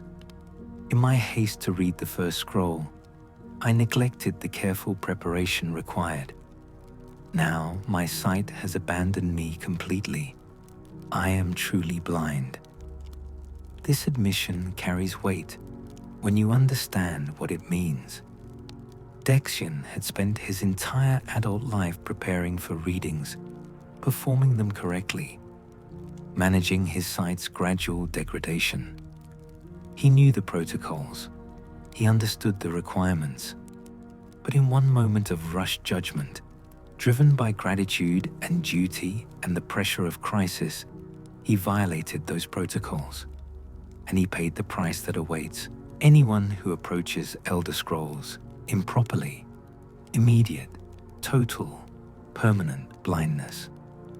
When the Dawn Guard, that reformed organization dedicated to hunting vampires, learned about Harkon's plan, they rescued Dexian from Castle Volkihar, brought him to Fort Dawnguard, their headquarters, provided him with safety and shelter. But the damage was done. Dexian had already read the scroll, already lost most of his sight, already revealed the prophecy that Harkon needed. The last Dragonborn, working with the Dawn Guard to stop Harkon, met Dexian at the fort. They needed more information, needed additional readings to understand how to prevent the tyranny of the sun. And Dexian, despite everything, agreed to help. This is what Moth Priests do. When prophecy must be read, they read it, regardless of personal cost or circumstance. He performed a proper reading with full ritual in an ancestor glade in Skyrim. The scroll revealed a prophet, someone marked by the Elder Scrolls themselves to play a crucial role in events. The Dragonborn was that prophet, of course. Destiny had brought them together. The scroll made this clear. But the reading took Dexian's final sight. His vision, already severely compromised, failed completely. Total blindness, permanent and absolute. He had reached his ultimate reading earlier than anticipated. Forced into it by circumstances beyond his control, coerced by vampires, and then compelled by duty to read once more. Dexian's story after that point depends on the Dragonborn's choices. In some timelines, he remains at Fort Dawnguard, cared for by the vampire hunters, spending his final years assisting them however a blind prophet can. In others, he expresses a desire to return to Cyrodiil, to reach the temple of the Ancestor Moths, to spend his remaining days among his order as tradition demands. Whether he succeeds is ambiguous. The journey from Skyrim to Cyrodiil is long, dangerous, nearly impossible for a blind man traveling alone. But Moth Priests are remarkably resilient, and their faith carries them through challenges that would stop ordinary people. Perhaps Dexian made it. Perhaps he died trying. Perhaps he remains in Skyrim still, blind but content, having fulfilled his purpose, even if circumstances prevented him from reaching the ending he'd envisioned. What makes Dexian's story so significant is how thoroughly it documents the Moth Priest experience. We see his capture, his coerced reading, his rescue. We witness him performing the ritual properly in the Ancestor Glade, see the moths covering him, hear him maintaining the mantras. We're present when his sight finally fails completely, and we see his response, acceptance, even peace. He had served his purpose. He had read the prophecy. He had contributed to preventing catastrophe. The price was steep, but he paid it willingly.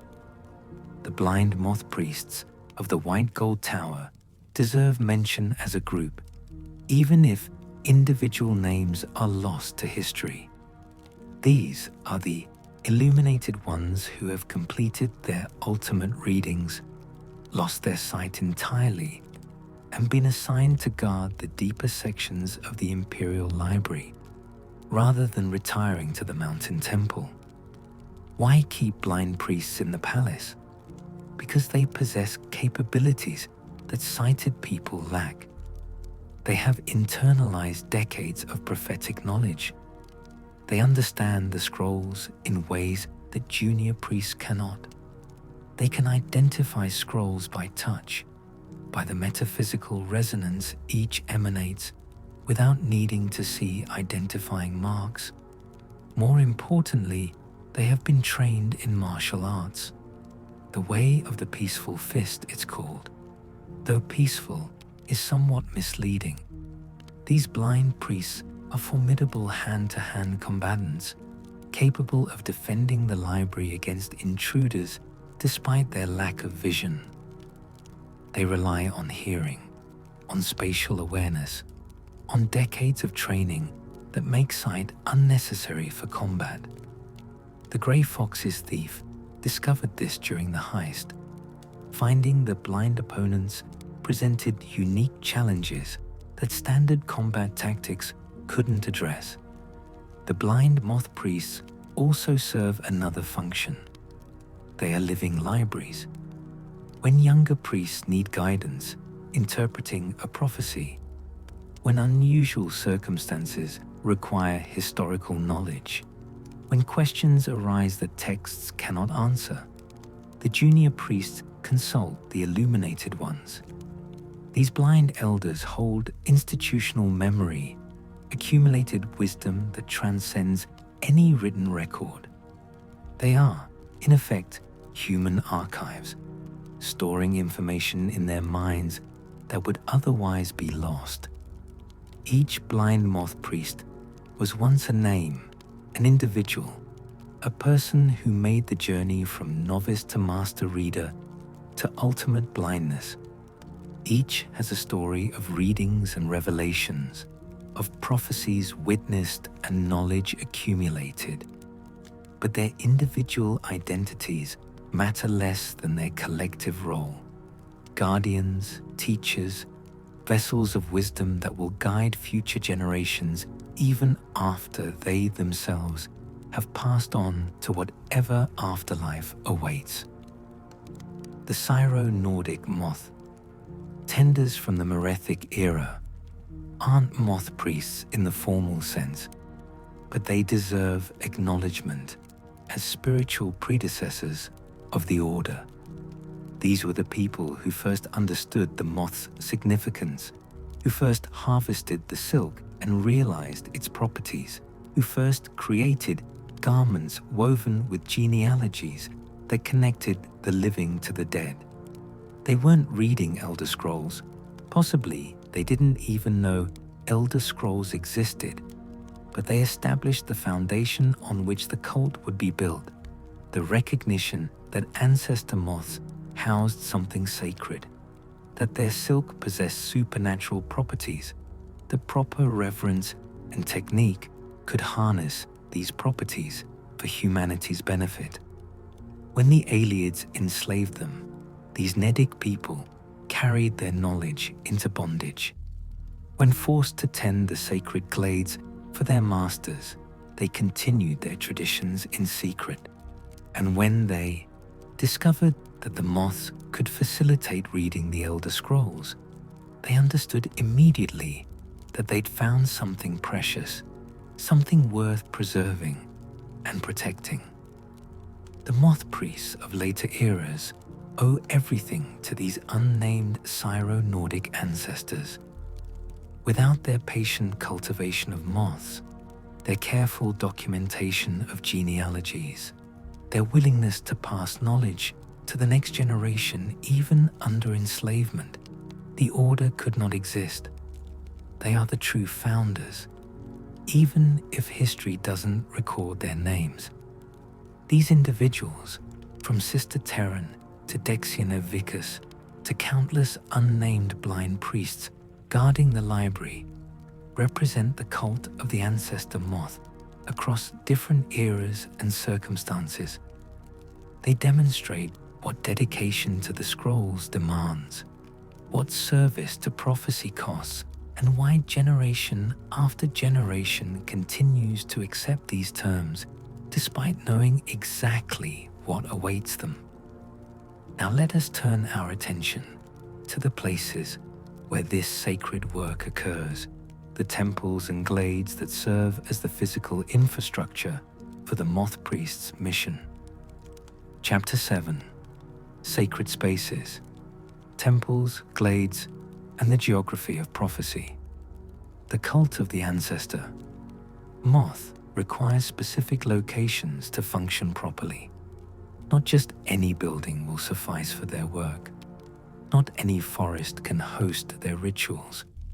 The order depends on a network of sacred sites scattered across Tamriel, each serving specific purposes in the larger mission of scroll reading and interpretation. The white gold tower we've already discussed, that monumental structure dominating the Imperial City, housing the Elder Scrolls Library, and serving as the Order's administrative headquarters. But the tower, for all its importance, is not where Moth Priests live out their days. It's a workplace, a repository, a political center. The spiritual heart of the Order lies elsewhere, high in the mountains, where the world grows thin and the barriers between mortal and divine seem less substantial.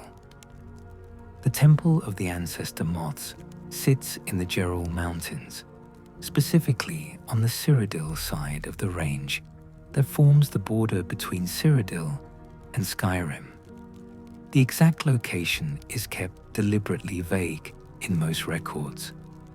The temple values its seclusion, its isolation from the political chaos of the lowlands. Maps mark the general region, but avoid specific coordinates.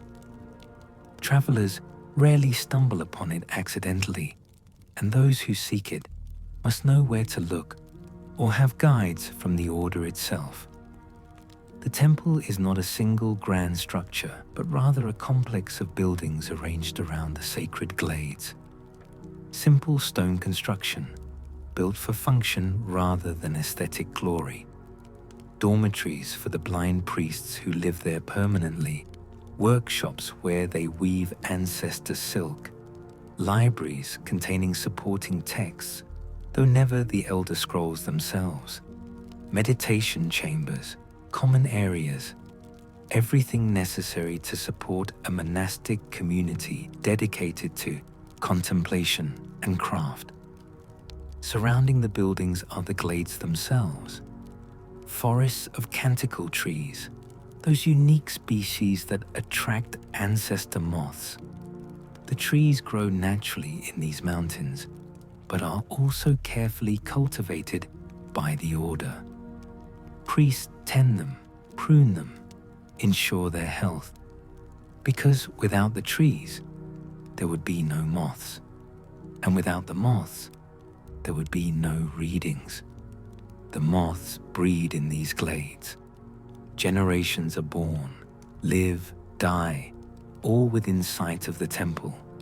The life cycle is carefully maintained. Eggs are protected.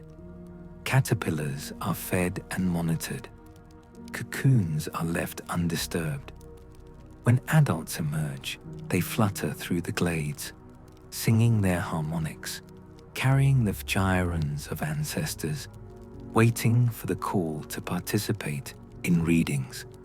The blind priests work among the moths constantly, not reading, not anymore, but maintaining contact, singing to them, feeding them, harvesting silk when appropriate.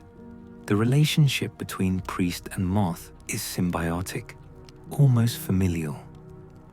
The moths enabled these priests to read the scrolls, which destroyed their vision. Now the priests care for the moths, ensuring future generations will be available for future readers. It's a cycle that has continued for thousands of years. The temple grounds are sacred space. Outsiders are rarely permitted. The order values privacy, seclusion, separation from the political and military concerns of the empire. Visitors who do come, whether delivering supplies or seeking consultation, are required to respect strict protocols. Silence in certain areas, proper deference to the blind priests, no unauthorized approach to the glades themselves. Security is present, but subtle. The temple doesn't have walls or guard towers. It doesn't need them. Location provides first defense, remote, high altitude, accessed only by difficult mountain paths known to few. The blind priests provide second defense. They may lack sight, but they're aware, alert, capable of defending their home if necessary. And the moths themselves provide final defense. They sense intrusion, respond to it, can become aggressive if the glades are threatened. Ancestor glades exist beyond just the temple grounds, scattered throughout Cyrodiil and Skyrim, anywhere canticle trees grow in sufficient concentration. These natural formations serve as ritual sites for scroll readings. They're recognized by the presence of the trees, by the clusters of moths, by the almost palpable sense of spiritual significance that permeates them. One specific ancestor glade in Skyrim features prominently in the Dawnguard storyline. Located in the mountains, accessible through winding forest paths, This glade has everything necessary for a proper reading. Canticle trees forming a rough circle, moths fluttering between the branches, a sense of timelessness, as if this place exists slightly outside normal temporal flow. When Dexian Evicus performed his ritual reading here, we see the glade's true nature revealed. The draw knife removing bark from the tree, releasing the signal that calls the moths. The swarm emerging, covering the priest, creating that living cocoon of wings and bodies. The mantras resonating through the space, changing the very quality of the air.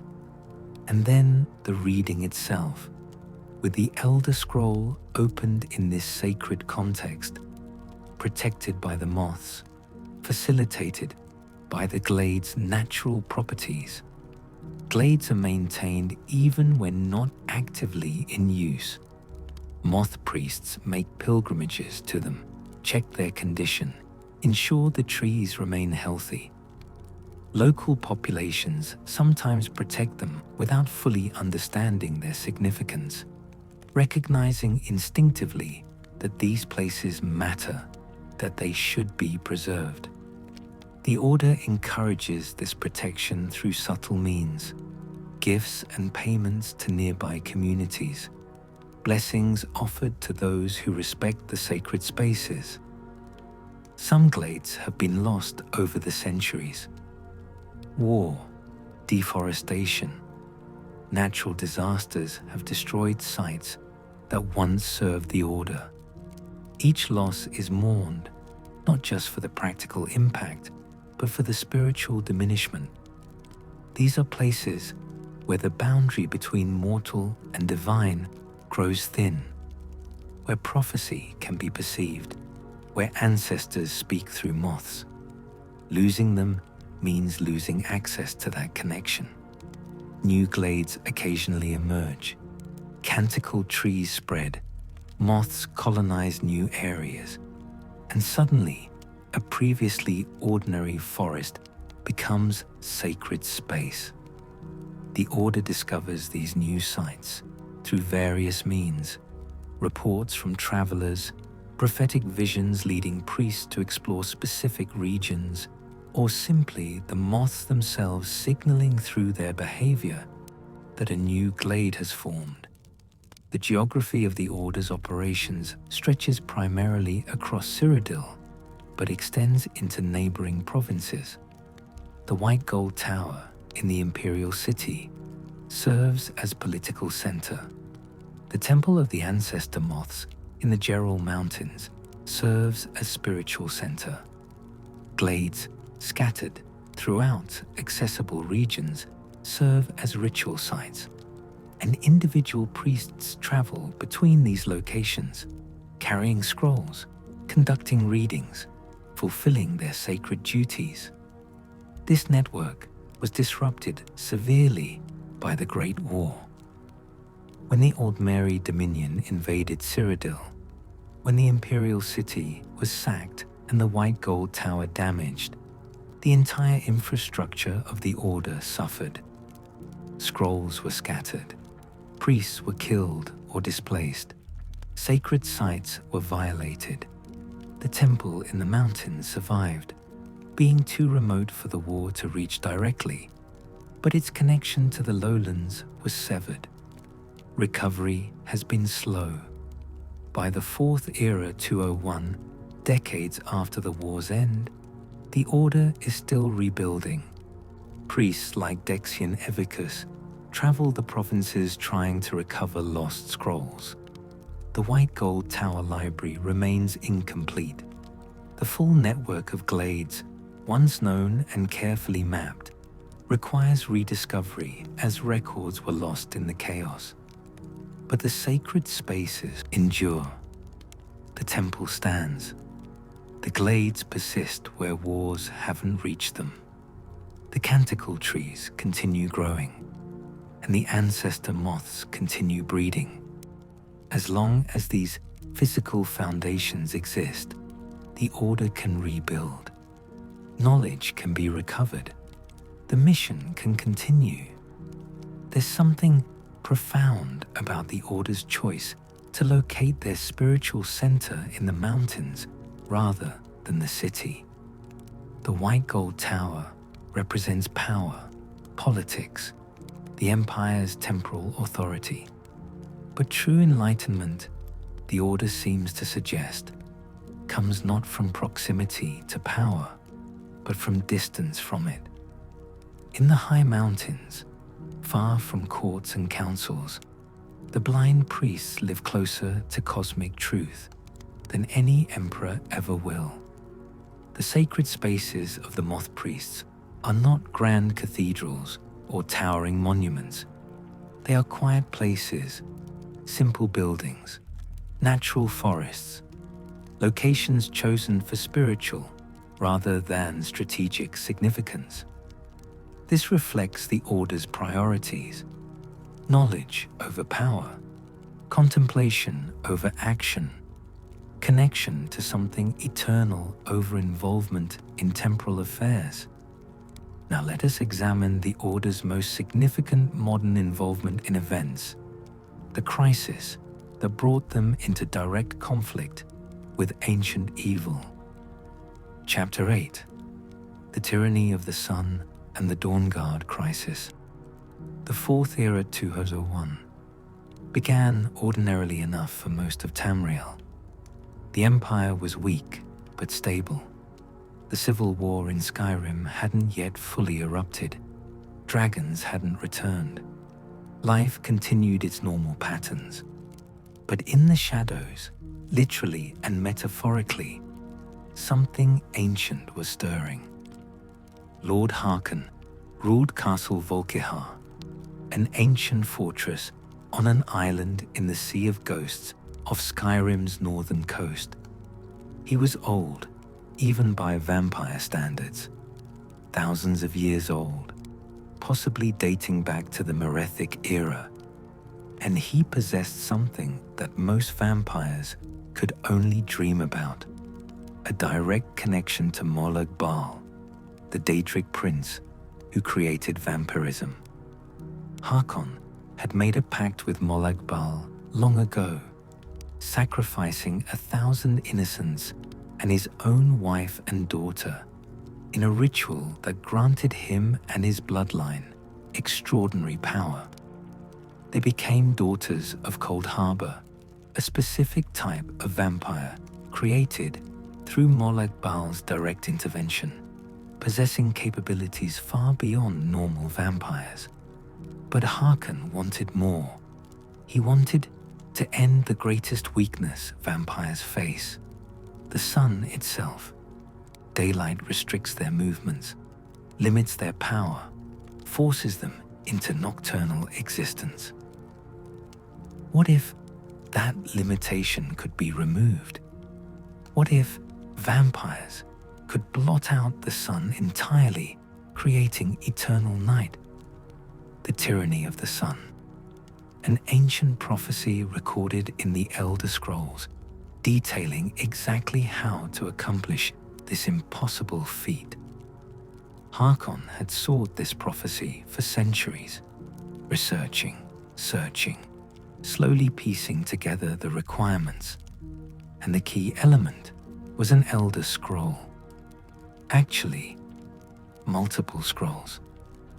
The full prophecy required 3: Elder Scroll of the Sun, Elder Scroll of the Blood, and one other. Each scroll contained pieces of the larger puzzle. Read together, properly interpreted, they would reveal the complete ritual for ending the sun's light. Harkon had his daughter, Serana. She was crucial to the prophecy, her blood being a necessary component. He needed Oriel's bow, an artifact of immense power connected to the old Mary god of time. And he needed the scrolls, needed someone who could read them, needed to understand every step of the prophecy before attempting its fulfillment. Enter Moth Priest, Dexion, Evicus. traveling through Skyrim on his mission to recover Elder Scrolls for the Imperial Collection. He possessed exactly what Harkon needed: the training to read the scrolls, the knowledge to interpret prophecy, the mental fortitude to withstand multiple readings. He was, from Harkon's perspective, the perfect tool. Harkon's vampires captured Dexion somewhere on the roads of Skyrim, brought him to Castle Volkihar, imprisoned him in the castle's dungeon, which was actually a former cathedral that Harkon had repurposed, a deliberate mockery of the divine presence the structure once represented. And there, through persuasion and coercion and the simple fact that vampires are terrifying when they want something, Harkon convinced Dexion to read the Elder Scroll he possessed. The reading revealed the first part of the prophecy. The tyranny of the sun could be initiated through a specific ritual involving Auriel's bow. The bow would need to be located, retrieved from wherever it had been hidden for millennia. Blood-cursed arrows would be necessary, created using the blood of a daughter of Cold Harbor. Fire these arrows at the sun using Auriel's bow, and the sun's light would be extinguished. Permanent night would fall. Harkon was delighted. This was the confirmation he'd sought for centuries. The prophecy was real. The ritual was achievable. He had all the pieces he needed: Serana for the blood, Dexion to read the scrolls, and sufficient resources to mount an expedition to retrieve Auriel's bow. But Dexion had been reported missing. His disappearance hadn't gone unnoticed. The Moth Priests might operate in relative obscurity, but they're still citizens of the Empire. And when one of their senior members vanishes while traveling, people investigate. The Dawn Guard, that ancient order of vampire hunters, recently reformed in response to increasing vampire activity, learned about Dexion's capture. The Dawn Guard had been dormant for centuries, disbanded, forgotten, their fortress abandoned. But Isran, a Red Guard vampire hunter of exceptional skill and single-minded dedication, had reformed the order. He saw the increasing vampire attacks, sensed something larger building, and decided the world needed dedicated vampire hunters again. He reopened Fort Dawnguard, recruited new members, and began investigating vampire activity throughout Skyrim. When the Dawn Guard learned that vampires had captured Gitan, Moth Priest, that Lord Harkon was pursuing some apocalyptic prophecy, they moved to intervene. A strike team infiltrated Castle Volkihar, fought through Harkon's forces, and extracted Dexion from the dungeon. They brought him to Fort Dawnguard, provided him with safety and medical attention, and asked him about the prophecy. Dexion explained what he'd learned: the tyranny of the sun, the ritual to end daylight, the components needed to fulfill the prophecy. The Dawn Guard realized immediately that they faced an existential threat. If Harkon succeeded, if eternal night fell, vampires would become unstoppable. Humanity would be hunted to extinction. The world would become a nightmare realm where vampires ruled absolutely. They needed to stop him. But how? Harkon already possessed one of the Elder Scrolls. He had Serana, though she had complicated feelings about her father's plans. He was actively searching for Auriel's bow. The Dawn Guard was steps behind, scrambling to catch up, unclear on how to prevent a prophecy that seemed inevitable. The last Dragonborn entered the situation at this point. Depending on player choices, They either joined the Dawn Guard or allied with Harkon's vampires. Let's follow the Dawn Guard path, as that's the one that involves Dexian Evicus most directly and demonstrates how Moth Priests interact with world-defining crises. The Dragonborn met Dexian at Fort Dawnguard. The priest was willing to help, but needed proper conditions for a reading. He couldn't just open a scroll anywhere. The ritual required an ancestor glade. He guided the Dragonborn to one in Skyrim's mountains, a sacred site where the necessary components existed. Together, they performed the ritual. The Dragonborn gathered bark using the draw knife, calling the Ancestor Moths. Dexian maintained his mantras, letting the moths cover him. And when everything was ready, he opened the Elder Scroll and read the prophecy again, this time properly, with full ceremony. The revelation expanded on what he'd learned during the coerced reading. The prophecy spoke of a daughter of Cold Harbor and a daughter of the night, two individuals central to the ritual. One path led to the tyranny of the sun, the extinction of daylight, vampire supremacy. The other path led to the sun's protection, the preservation of the natural order, the defeat of Harkon's ambitions. But there was ambiguity. The prophecy didn't specify which outcome would occur. The future remained indeterminate, dependent on choices not yet made, actions not yet taken. This is common with Elder Scroll prophecies. They show possibilities, not certainties. The very act of reading them, of introducing knowledge of what might be into the present, changes the likelihood of various outcomes. Dexian concluded that more information was needed. The prophecy existed across multiple scrolls. To understand it completely, to know all the paths and choices and variables, someone would need to read all 3 Elder Scrolls related to this prophecy. One scroll wasn't enough. Complete understanding required the full set. The quest to gather the scrolls began. One was in Dawnguard custody. One was in Harkon's possession.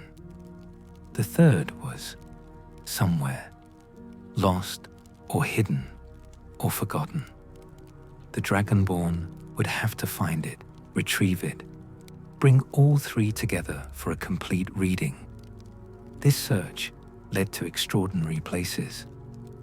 The Dwemer ruins of Blackreach, that vast underground city where the ancient Nords had imprisoned an Elder Scroll thousands of years ago. The Soul Cairn, Moloch Baal's realm of the dead, where souls languish in eternal undeath. Forgotten Vale, where Oriel's bow rested in a shrine guarded by the last surviving snow elves, turned feral by centuries of isolation. Each scroll required its own quest. Each location held its own dangers. And throughout, the race against Harkon continued. He was searching for the same things, pursuing the same goals, gathering resources for his attempt to fulfill the prophecy. Eventually, the Dragonborn gathered all 3 scrolls, brought them together, and the complete prophecy was revealed. The path to stopping Harkon required preventing the tyranny of the sun, while simultaneously recognizing that Serana, his daughter, held the key to both paths. Her choice would determine the outcome. The final confrontation took place at Castle Volkihar. Harkon, in possession of Oriel's bow, attempted to complete the ritual. The Dragonborn and the Dawnguard opposed him. Battle raged through the castle, vampire against vampire hunter. ancient evil against heroic determination. In most timelines, Harkon dies. The Dragonborn defeats him, preventing the ritual, ensuring the sun continues to rise. Serana rejects her father's vision, choosing to protect humanity rather than subjugate it. The tyranny of the sun is averted, daylight endures, and Dexian Evicus, that Moth Priest whose capture initiated the entire crisis, completes his service blind but satisfied. He contributed to preventing apocalypse. He read the prophecies that guided heroes to victory. He paid the price the scrolls demanded and considers it worthwhile. The Dawnguard crisis demonstrates several crucial points about the Moth Priests and their work. First, Elder Scrolls are not merely academic curiosities. They contain prophecies that matter, that affect the world, that must be read and interpreted correctly to prevent catastrophe. Second, Moth Priests can be vulnerable despite their sacred status. They can be captured, coerced, exploited by those who understand the scroll's power. Third, blindness doesn't end a priest's service. Even without sight, Dexian contributed meaningfully to defeating Harkon. But the crisis also reveals limitations. The Moth Priests are prophets, not warriors. They read and interpret. Others must act on those revelations. Dexian couldn't stop Harkon himself. He could only provide information, understanding, context. Heroes, like the Dragonborn, had to translate prophecy into action, had to face the ancient vampire and end his threat. This is perhaps the fundamental truth about the Moth Priests. They are guides, not saviors. They illuminate paths, but cannot force anyone to walk them. They reveal futures, but cannot mandate which future comes to pass. Their power lies in knowledge, and knowledge alone is never enough. It must be combined with will, with strength, with courage that priests themselves often lack. The Order understands this. They don't seek glory or direct involvement in conflicts. They seek to serve through revelation, to contribute through prophecy, to make the difference they can make, and trust others to make the differences they cannot. Now let us examine how the Moth Priests fit into the larger cosmological and theological framework of the Elder Scrolls universe. Chapter 9: Theology and Cosmology. The Priests in the Divine Order.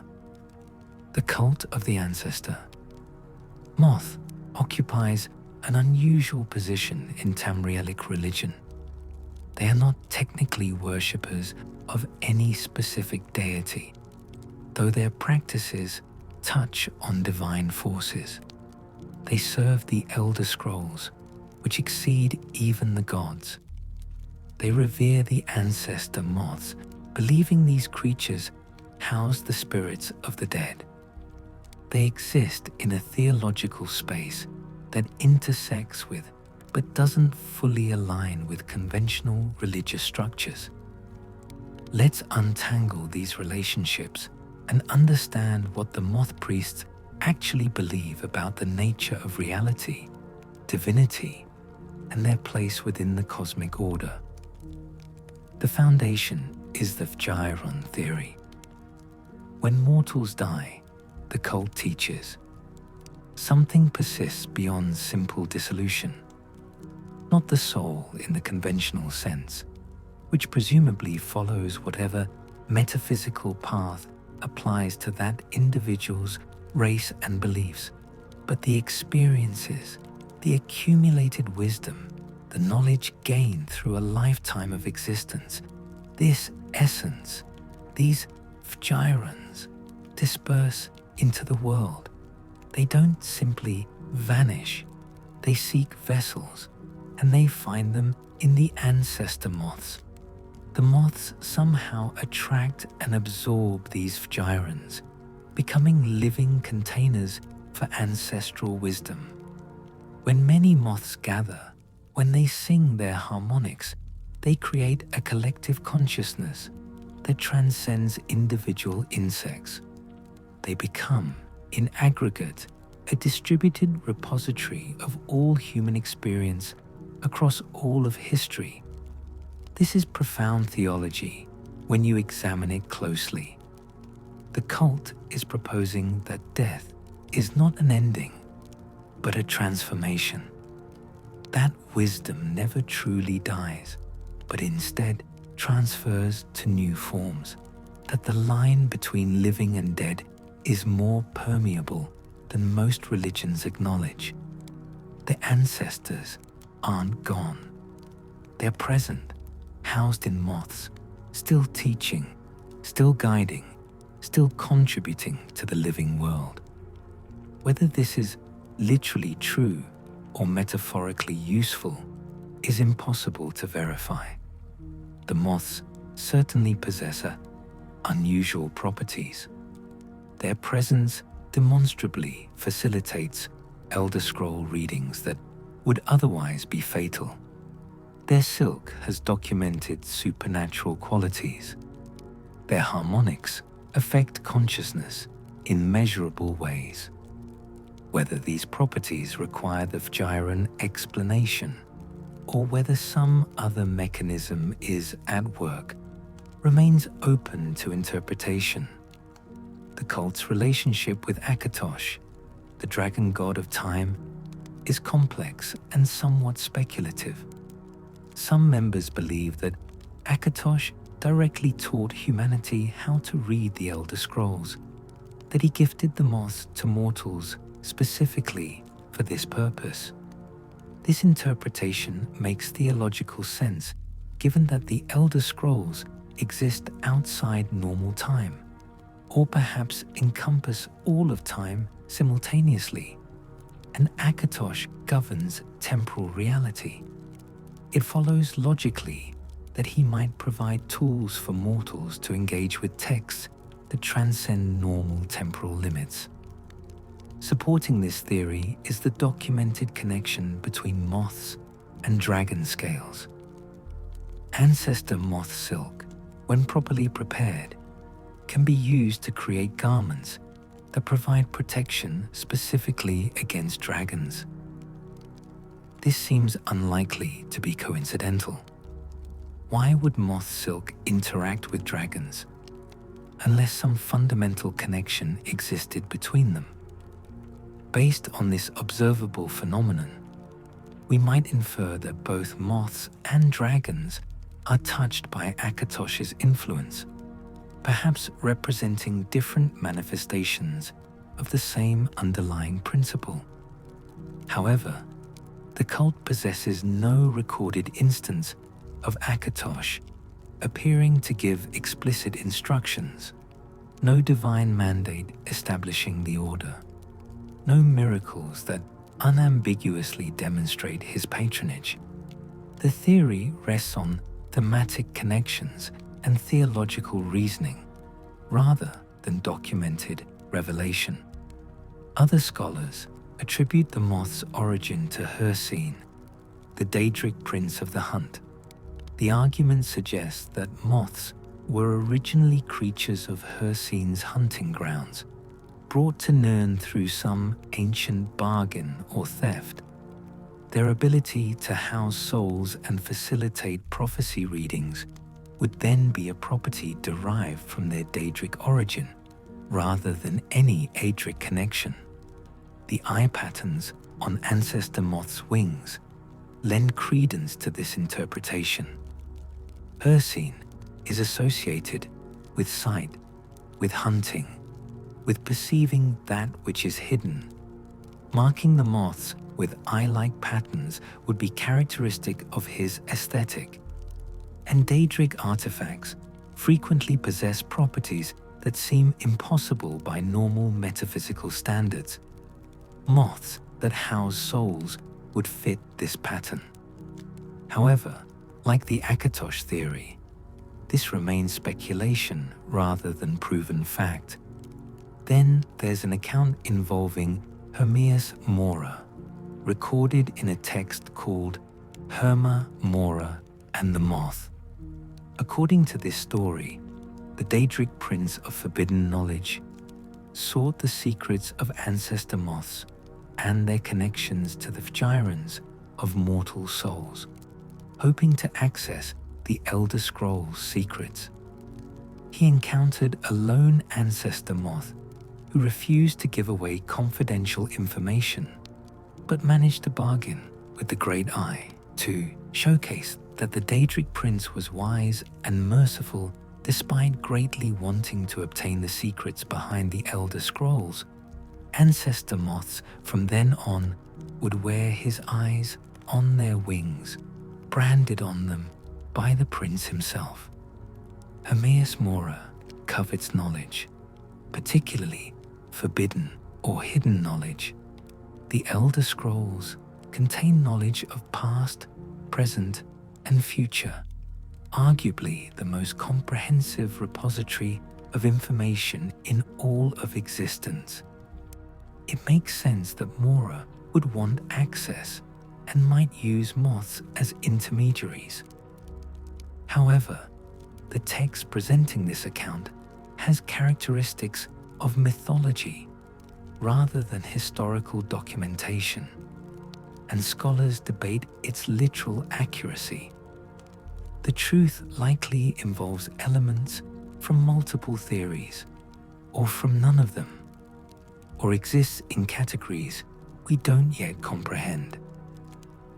The Elder Scrolls universe frequently presents competing explanations for the same phenomena, with the implicit understanding that reality is too complex for single simple truths. The moths might be gifts from Akatosh, and creatures from Hircine's realm, and bargaining chips in Hermaeus Mora's schemes, all simultaneously, because the categories we use to understand reality are themselves insufficient for cosmic truth. What matters practically is that the moths work. They facilitate readings. They protect priests from the full psychic assault of engaging with Elder Scrolls. Whatever their origin, whatever divine or Daedric forces might be involved, the moths serve their function. The Moth Priests' relationship with conventional religion is cordial but distant. They're not opposed to worship of the 9 divines or veneration of the tribunal or any other religious practice. Many individual priests maintain personal devotions to specific deities. But the order, as an institution, doesn't align itself with any particular faith tradition. This neutrality serves practical purposes. The empire they serve encompasses multiple provinces, multiple races, multiple religious traditions. Imperial Cyrodiilics might worship the 9. Nords might revere the old ways. Dunmer might follow the tribunal or the reclamations. By remaining religiously neutral, the Moth Priests can serve all imperial citizens regardless of their specific beliefs. It also reflects the Order's priorities. They serve the scrolls, which transcend religious categories. The scrolls existed before the current pantheon of deities. They document the actions of gods, but are not themselves subordinate to divine will. A Moth Priest's first loyalty is to truth, to prophecy, to the knowledge contained in these ancient texts.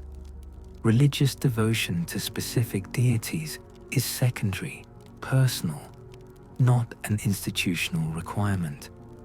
The Order's relationship with Daedric princes is more fraught. Hermias Mora particularly covets the Elder Scrolls. Multiple accounts describe his servants attempting to steal scrolls or corrupt priests. Mora represents forbidden knowledge, which makes him both philosophically aligned with and threatened by the Moth Priests, aligned because both seek knowledge beyond normal limits, threatened because the scrolls contain knowledge even Mora doesn't fully control, which his nature finds intolerable. Other Daedric princes mostly ignore the order. Nocturnal might appreciate their work with shadows and secrets. Meridia might disapprove of their methods.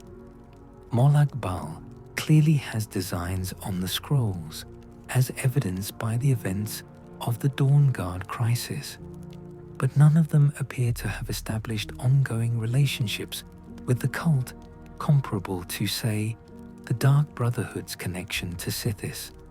The Moth Priests exist in theological liminal space, not quite a religious order, not quite a scholarly institution, not quite a government agency. They combine elements of all three into something unique. Monks who study artifacts that exceed divine comprehension. Scholars who employ spiritual practices to access cosmic truth. Government servants whose true loyalty is to knowledge that no government can fully control or understand. This liminality perhaps explains their longevity. They've survived the rise and fall of empires because they're not tied to any single political structure. They've endured changes in religious fashion because they're not committed to any specific theology. They've persisted through cultural shifts because their core mission, reading and interpreting the Elder Scrolls, remains relevant regardless of surrounding context. The cosmological implications of their work are staggering. If the Elder Scrolls truly contain all of history and all possible futures, if they document every event that has occurred and every event that might occur, then the Moth Priests have access to something approaching omniscience, limited by their mortal capacity to comprehend what they're reading, yes, but theoretically capable of learning anything about past, present, or future by consulting the appropriate scroll. This raises questions about free will and determinism. If the future is already written in the scrolls, do mortals have genuine choice? Or are they simply acting out predetermined scripts? The cult's answer appears to be both.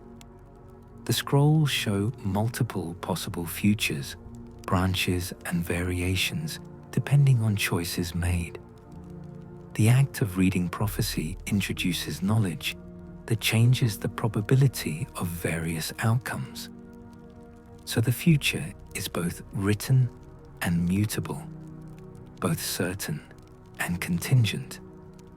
This paradoxical relationship with time explains why prophecies from Elder Scrolls can be simultaneously accurate and unreliable. They're accurate in showing genuine possibilities. They're unreliable because the very act of revealing those possibilities changes the factors that determine which possibility becomes actual. The priest who reads a prophecy of disaster contributes to preventing that disaster by making others aware of it. But this prevention was itself part of the larger pattern the scroll documented. It's enough to make your head hurt. The Moth Priests have learned to live with this temporal ambiguity, to accept that prophecy is neither deterministic nor meaningless, but something more subtle.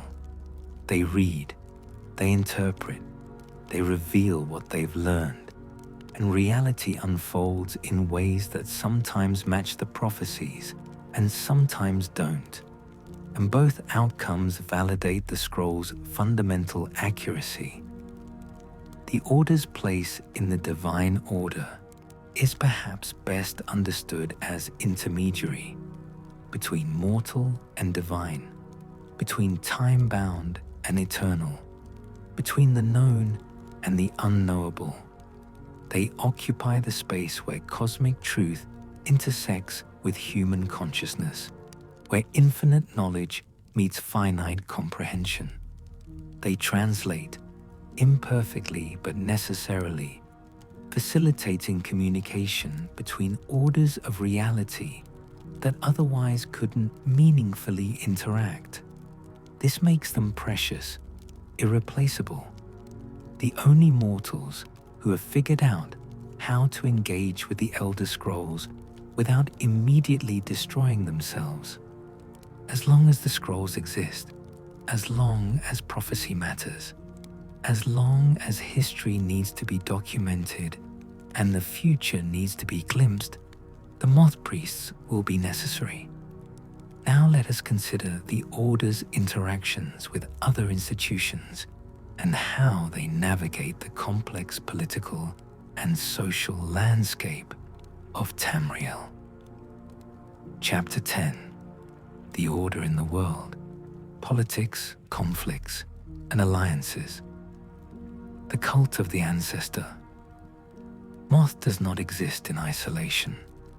Despite their preference for seclusion, for focusing on scrolls and prophecy rather than worldly affairs, they must navigate relationships with governments, other religious orders, military forces, criminal organizations, and countless other entities that populate Tamrielic society. These relationships shape the Order's operations, constrain their choices, and occasionally drag them into conflicts they'd prefer to avoid. The relationship with the Empire is fundamental and complicated. The Moth Priests serve the Empire, providing prophetic guidance to emperors and the Elder Council.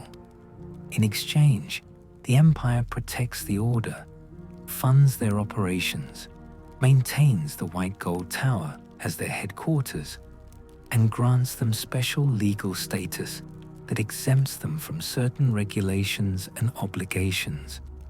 This arrangement has persisted through multiple dynasties. The Alessian Empire relied on Moth Priests after they revealed their knowledge to Saint Alessia's successors. The Riemann dynasty consulted them regularly. The Septim dynasty integrated them into imperial governance more thoroughly than any previous regime, making them quasi-official advisors on matters involving prophecy, history, or metaphysical threats.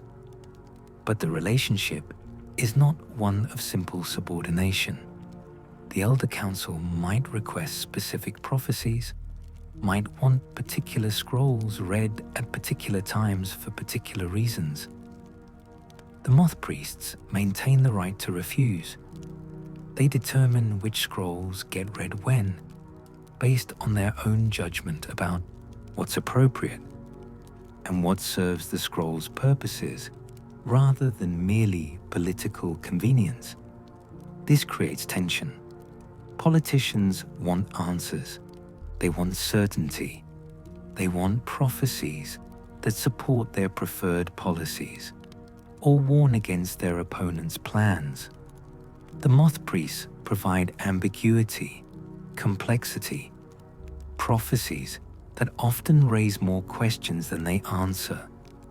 The scrolls don't care about political expediency. They reveal truth, and truth is frequently inconvenient. After the Oblivion Crisis and the end of the Septim dynasty, the relationship became more strained. The new imperial regime, lacking the divine mandate that the Septims possessed through the Amulet of Kings, relied more heavily on traditional authority and military force. Prophetic guidance mattered less than it had. The Moth Priests found themselves less central to governance, more peripheral, though still technically in imperial service. The Great War damaged the relationship further. When the White Gold Tower was sacked, when scrolls were scattered, when priests were killed or displaced, the Empire proved unable to protect the Order adequately. This raised uncomfortable questions about whether imperial patronage was worth the restrictions it imposed. Some priests argued for independence, for establishing the Order as a neutral entity, not aligned with any government. Others insisted on maintaining the traditional relationship, despite its current dysfunction. As of the Fourth Era 201, the situation remains unresolved. The Empire is weak, the Order is fractured. Both need each other, but neither can provide what the other requires. This creates a kind of stalemate, where the relationship continues by institutional momentum rather than genuine mutual benefit. The Order's relationship with other religious institutions is generally respectful but distant. The temples of the Nine Divines recognize the Moth Priests' importance and unique capabilities. They don't compete for the same spiritual territory. The priests read prophecy. The temples provide worship and community. These functions complement rather than contradict each other. The cult has no formal relationship with the Dark Brotherhood, though they're aware of each other. The Brotherhood serves death. The Moth Priests serve knowledge. Their paths rarely cross. If a Moth Priest needed someone assassinated, theoretically they could contact the Brotherhood, but this would be so contrary to the Order's principles that it's probably never happened. The Thieves Guild has a more interesting relationship with the Order. The Grey Fox stole an Elder Scroll from the White Gold Tower, which should have made him the Moth Priest's enemy. But he did so for specific reasons related to breaking a curse, not for profit or malice. And he succeeded despite their security, which forced them to improve their protections. In a strange way, the theft benefited the Order by revealing vulnerabilities. Whether any individual priest see it this way is doubtful, but from an institutional perspective, the heist was educational. The Order maintains carefully neutral relationships with the various provincial governments. They're imperial citizens and technically subject to imperial law, but they operate in multiple provinces and must remain on acceptable terms with all of them. A Moth Priest traveling through Skyrim must respect Nord laws and customs. One passing through Morrowind must accommodate Dunmer sensibilities. This requires diplomatic skill that not all priests possess. Military forces generally respect the Order, but don't fully understand them. Soldiers know that Moth Priests read prophecy and that this somehow helps the Empire.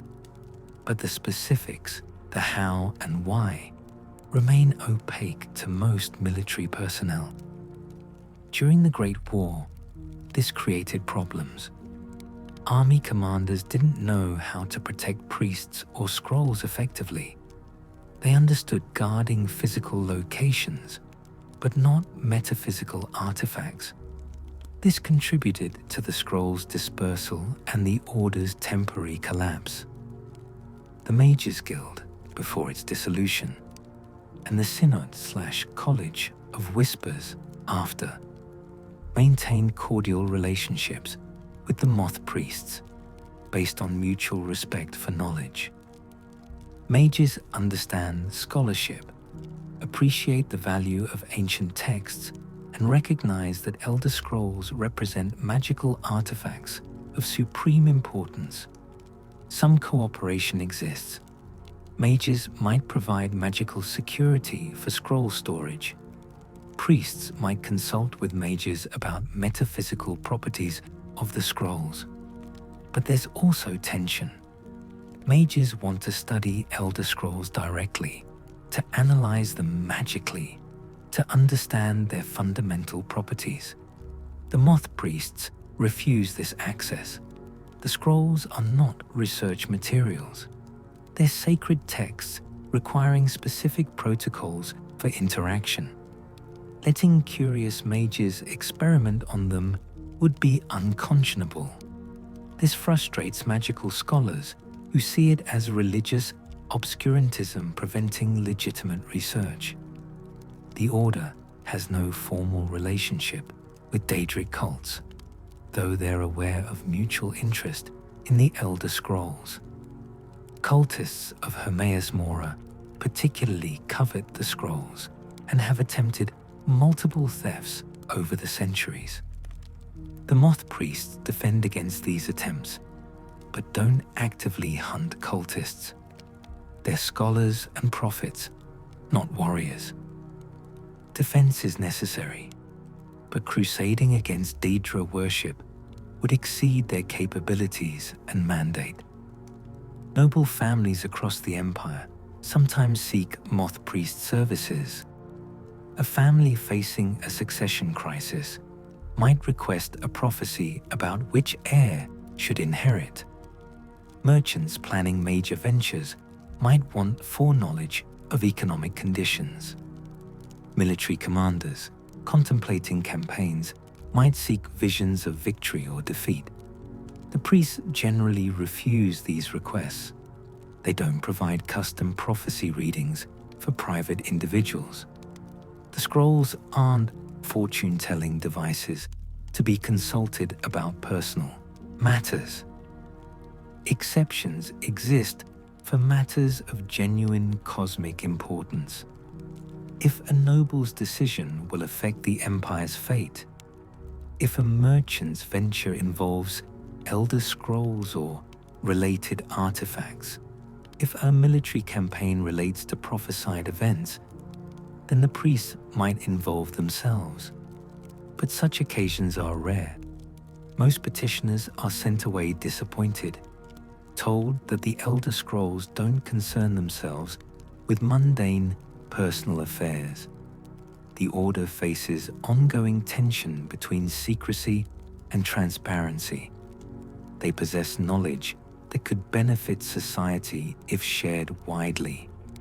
Prophecies about coming disasters, historical truths that clarify disputed events, understanding of metaphysical principles that could advance magical research. But sharing this knowledge creates risks. Prophecies, taken out of context, might cause panic.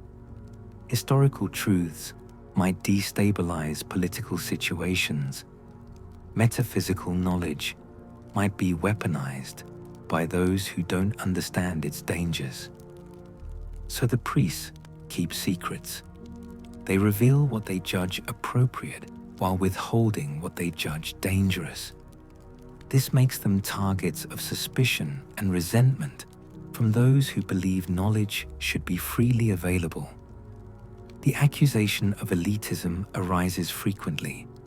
Who are the Moth Priests to decide what truths others can handle? By what authority do they withhold potentially crucial information? The Order's answer is simple. They're the ones who paid the price to acquire this knowledge. They sacrificed their sight. They dedicated their lives. They earned the right to exercise judgment about how their revelations are used. If others want unfiltered access to the Elder Scrolls, they can join the Order, undergo the training, and accept the consequences. Otherwise, they should trust those who've actually done the work. This answer satisfies no one but the priests themselves, but they maintain it nonetheless, believing that responsible stewardship of cosmic knowledge requires exercising judgment about dissemination rather than simply revealing everything to everyone. The Order's greatest vulnerability is physical. They're scholars, not warriors. Individual priests might know self-defense, might practice the way of the peaceful fist or other martial arts. But collectively, the Order cannot defend itself against determined military assault. They depend on the Empire's protection, on remote locations, on the Scroll's own tendency to resist theft through subtle metaphysical means. When these protections fail, when the White Gold Tower is sacked, or when vampires capture traveling priests, the Order suffers grievously. They have no standing army, no defensive infrastructure beyond location and obscurity. This makes them perpetually vulnerable to those who covet their scrolls or want to exploit their knowledge. Recovery from such disasters is slow because the Order can't simply rebuild through conventional means. You can't quickly train new Moth Priests. The mental discipline requires a decade or more to develop. Scrolls can't be easily retrieved once scattered because they move on their own or resist recovery efforts. Knowledge is lost when experienced priests die before passing it to successors. This fragility makes the Order's persistence across thousands of years all the more remarkable. They've survived through adaptation, through institutional resilience, through the sheer importance of what they do, convincing successive governments and generations to protect and fund them despite their limitations. As Tamriel enters the later Fourth Era, the Order faces uncertain future. The Empire they've served for millennia is collapsing. The scrolls remain scattered. The White Gold Tower requires extensive repairs. Recruitment is difficult because fewer young people want to dedicate their lives to a tradition that seems increasingly irrelevant to a changing world. But the Elder Scrolls remain. Prophecy still matters. And as long as these artifacts exist, as long as cosmic truth needs to be accessed, the cult of the Ancestor Moth will persist in some form. Whether they flourish again as they did during the Septim dynasty, or whether they diminish to a handful of blind monks tending moths in a forgotten mountain temple, they will continue. Because some knowledge is worth any price. Some truths must be accessed despite the cost, and someone must be willing to pay that price, to surrender their sight for insight, to trade the mundane world for glimpses of infinity. The Moth Priests are those someones, and they will endure. Chapter 11. Legacy and Meaning. What the Moth Priests represent. Let's step back now from the specific details of history and theology and politics. Let's examine what the Moth Priests mean, not just as a religious order or scholarly institution, but as a symbol, as an idea, as a statement about the nature of knowledge and the cost of pursuing truth. At their core, the Moth Priests represent sacrifice for understanding. They accept blindness, literal physical blindness, in exchange for metaphysical sight. They give up the ability to see the mundane world in order to perceive cosmic truth. This is not metaphor. This is actual trade, physical consequence in exchange for spiritual revelation. This represents something profound about how the Elder Scrolls universe conceptualizes knowledge. Understanding has cost. Truth must be earned. You cannot simply learn cosmic secrets through casual study or intellectual cleverness. You must sacrifice. You must pay personally and painfully, for every revelation. The universe does not yield its deepest truths to those who approach casually or selfishly. The Moth Priests embody this principle absolutely. Every one of them walks knowingly toward blindness, accepting the price before beginning the journey. They could choose differently. They could study other subjects, pursue other goals, live normal lives without ever engaging with Elder Scrolls. But they choose sacrifice. They choose the hard path. They choose to pay with their sight for knowledge that most mortals will never glimpse. This makes them admirable in a way that more conventional heroes often aren't.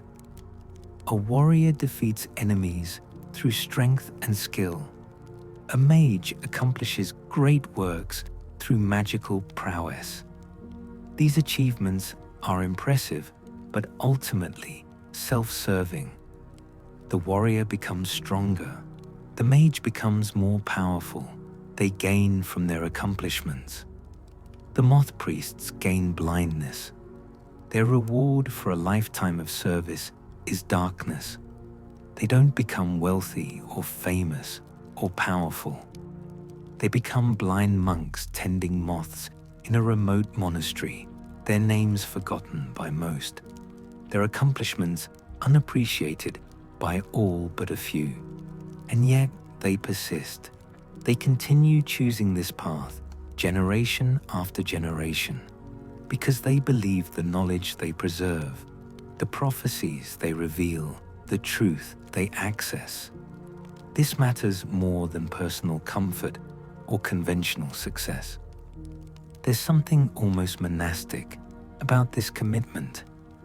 Though the Moth Priests aren't technically monks in the traditional sense, they embody renunciation, the deliberate rejection of worldly concerns in favor of spiritual or intellectual pursuits. They're ascetics who practice a particularly brutal form of asceticism, the progressive destruction of one of the five senses until it's gone completely. But unlike some ascetic traditions that reject the material world as inferior or illusory, the Moth Priests don't deny the value of sight. They sacrifice something they acknowledge as precious. They give up seeing sunrises, reading mundane texts, recognizing friends' faces, navigating the world independently. These are real losses, genuinely mourned. The trade they make is terrible. They simply believe the knowledge they gain is worth the terrible price. This challenges common assumptions about value and meaning. Most people would argue that sight is worth more than knowledge about prophecy, that the ability to see loved ones matters more than understanding cosmic truth, that living a normal, comfortable life surrounded by family and friends exceeds the value of reading Elder Scrolls in service to an institution most people don't understand or care about. The Moth Priests disagree, and their disagreement, their willingness to accept terms that most people would find unacceptable, creates a kind of living argument about what constitutes a meaningful life. Maybe accumulating possessions and maintaining comfort isn't the highest good. Maybe there are purposes worth dedicating yourself to, even when they demand everything. Maybe serving something larger than yourself, even at tremendous personal cost, provides meaning that safe, comfortable existence cannot match. The order also represents institutional memory and continuity. They've existed for thousands of years, maintaining traditions, preserving knowledge, training new generations in ancient techniques. In a world where empires rise and fall, where civilizations collapse and rebuild, where even gods can die or fade, The Moth Priests endure. They're a thread of continuity, stretching back to before recorded history, forward into uncertain future. This continuity matters practically. When the Empire needs prophetic guidance, when crisis threatens and understanding of ancient prophecy becomes crucial, the Moth Priests are there. They've always been there. No matter how much the world changes, no matter what disasters or transformations occur, the Order persists because their mission transcends temporal concerns. They are also living proof that some knowledge can't be digitized or democratized. You can't put Elder Scrolls on the internet. You can't create a database of prophecies accessible to anyone with sufficient literacy. The scrolls require specific interaction, specific ritual, specific training that takes decades to develop. This knowledge is inherently restricted, accessible only to those willing to pay the price the scrolls demand.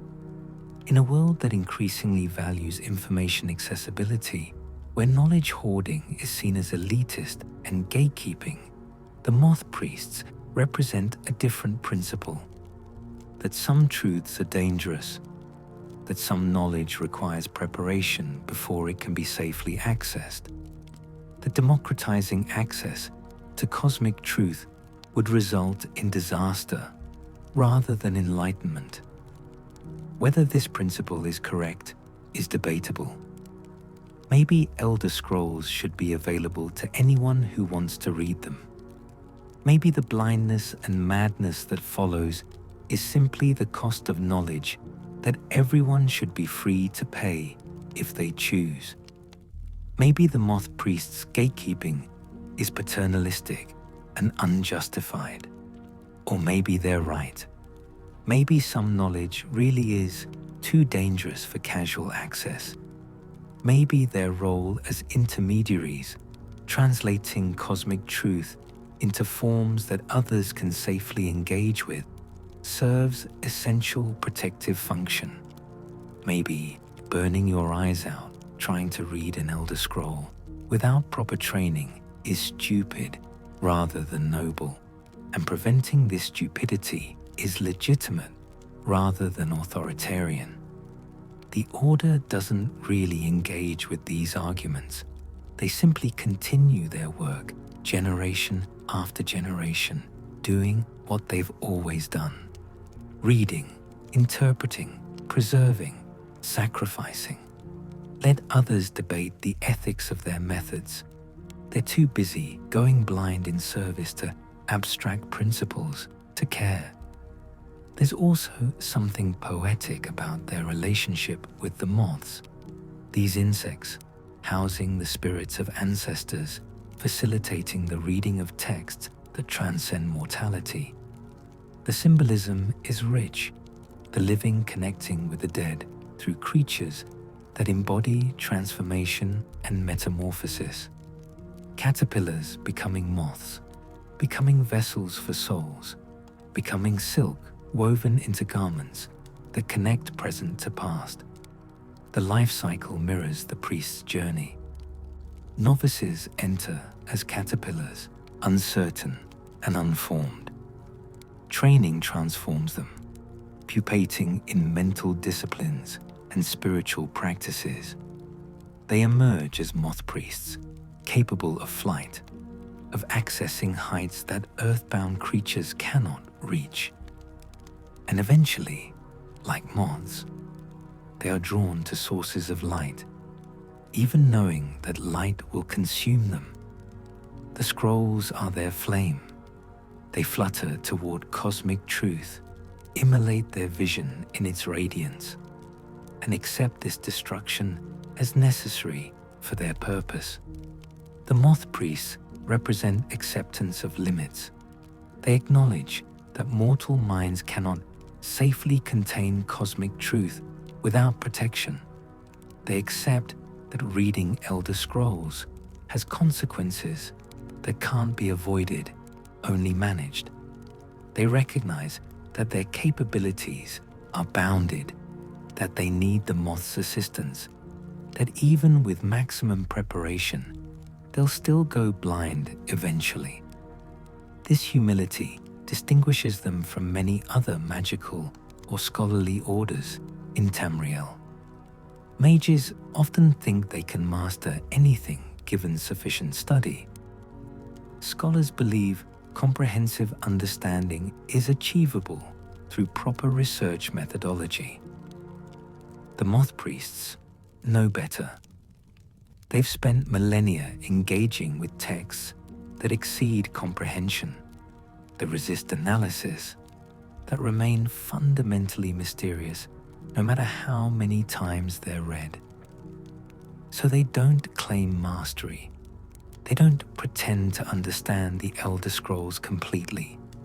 They're interpreters, translators, guides who have slightly better access than most, but who remain fundamentally limited by their mortality. This honest assessment of their capabilities makes their achievements more rather than less impressive. They're doing the best that mortals can do with tools that transcend mortal capacity. That they succeed at all is extraordinary. Finally, the Moth Priests represent faith not in gods, but in principles. They believe knowledge matters. They believe truth is worth pursuing. They believe prophecy serves important functions. They believe the Elder Scrolls, whatever their nature, contain something precious enough to dedicate lives to accessing. This is faith because they can't prove these beliefs. They can't demonstrate conclusively that the knowledge they gain through sacrifice justifies the price paid. They can't show definitively that prophecies have prevented catastrophes or guided heroes to victory, because proving counterfactuals is impossible. They simply believe deeply and absolutely that their work matters, and perhaps it does.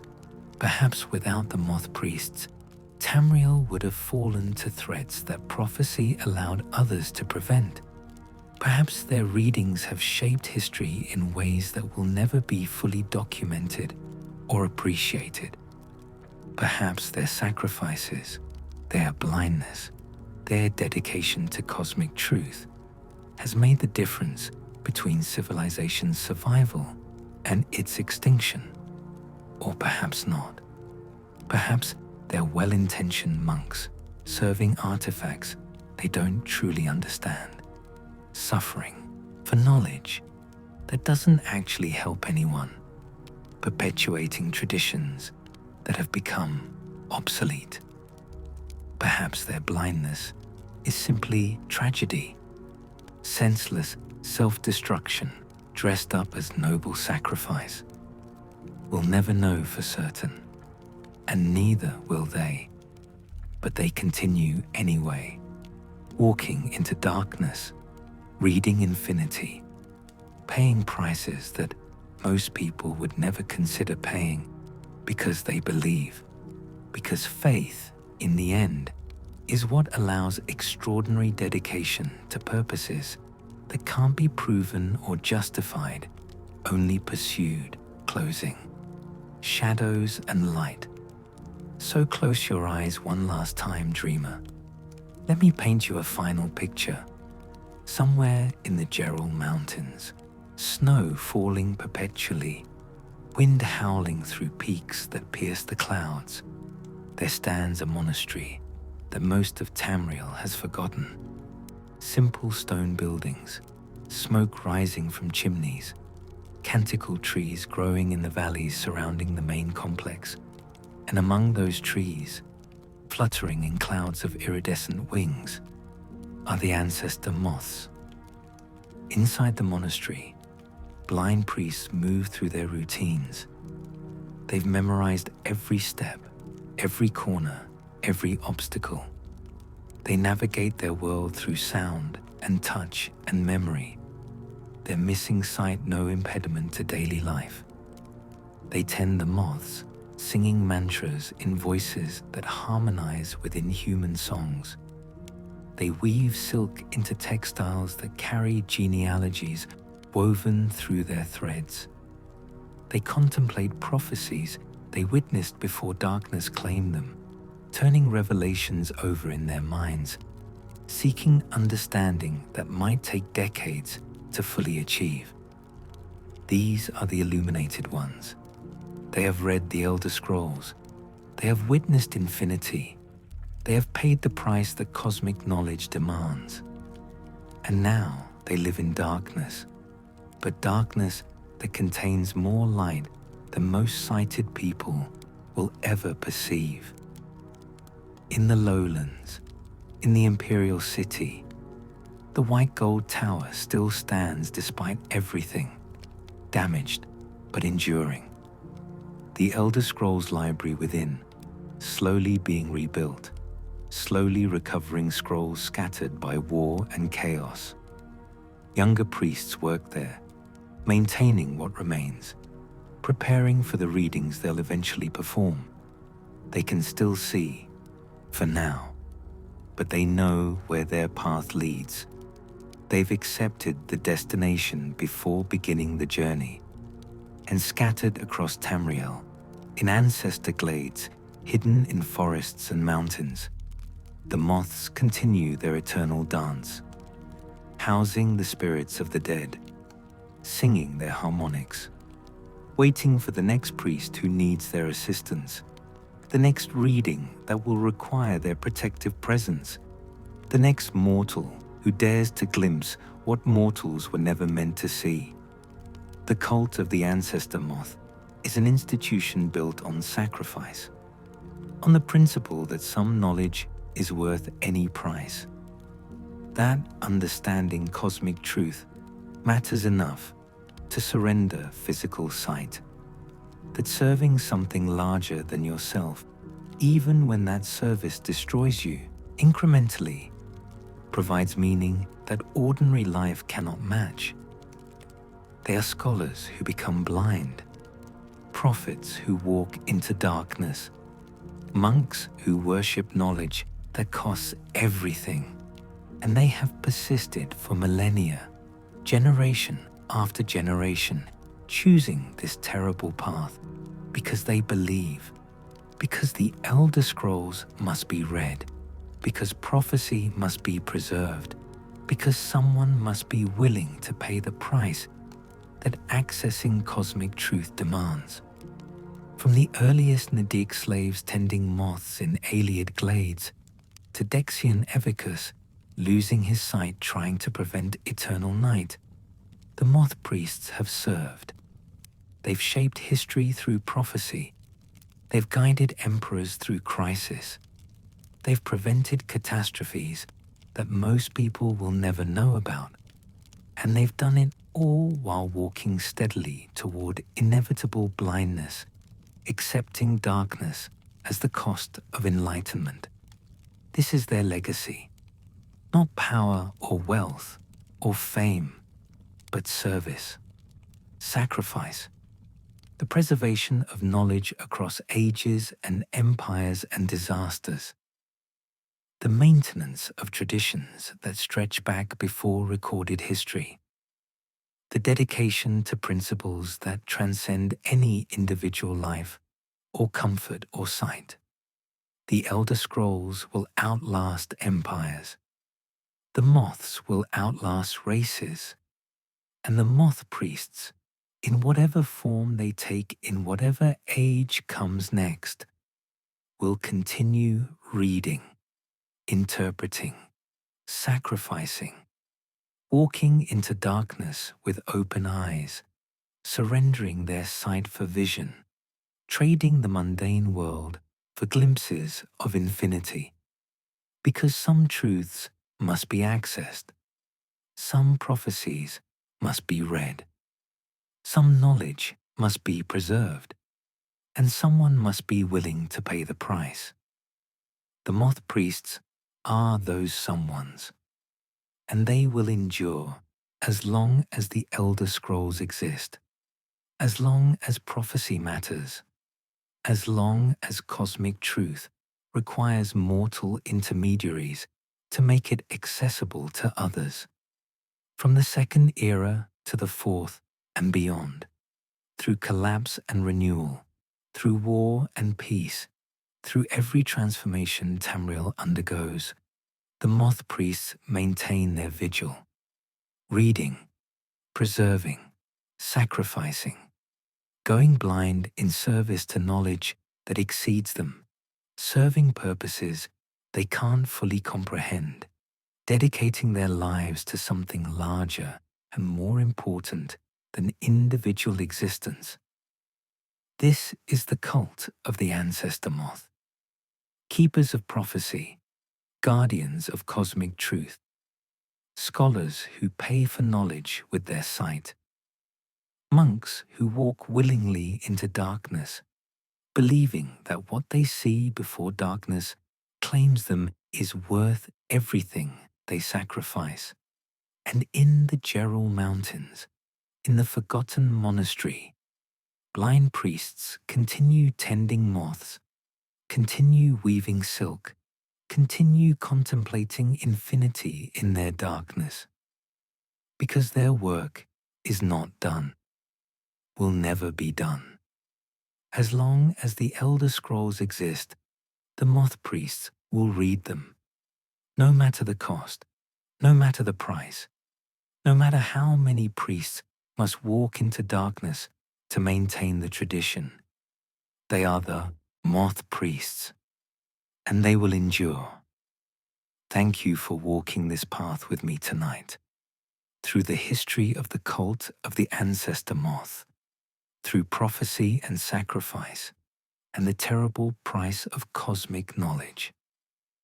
If you enjoyed this journey into the mysteries of the Elder Scrolls, please like this video and subscribe to the channel for more lore deep dives. There are so many more stories to tell, so many more secrets to uncover in this extraordinary universe. Until next time, remember, some knowledge comes with a price. Some truths cost more than most people are willing to pay. And somewhere, in mountains, or libraries, or forgotten glades, moths flutter and priests go blind, maintaining traditions that keep the universe itself functioning properly. May the ancestors guide you. May the moths sing for you. And may you never have to pay the price that the Moth Priests pay, generation after generation, in service to knowledge that transcends everything. Sweet dreams, dreamer. And remember, darkness is not always the absence of light. Sometimes it's the presence of understanding too vast for mortal eyes to contain.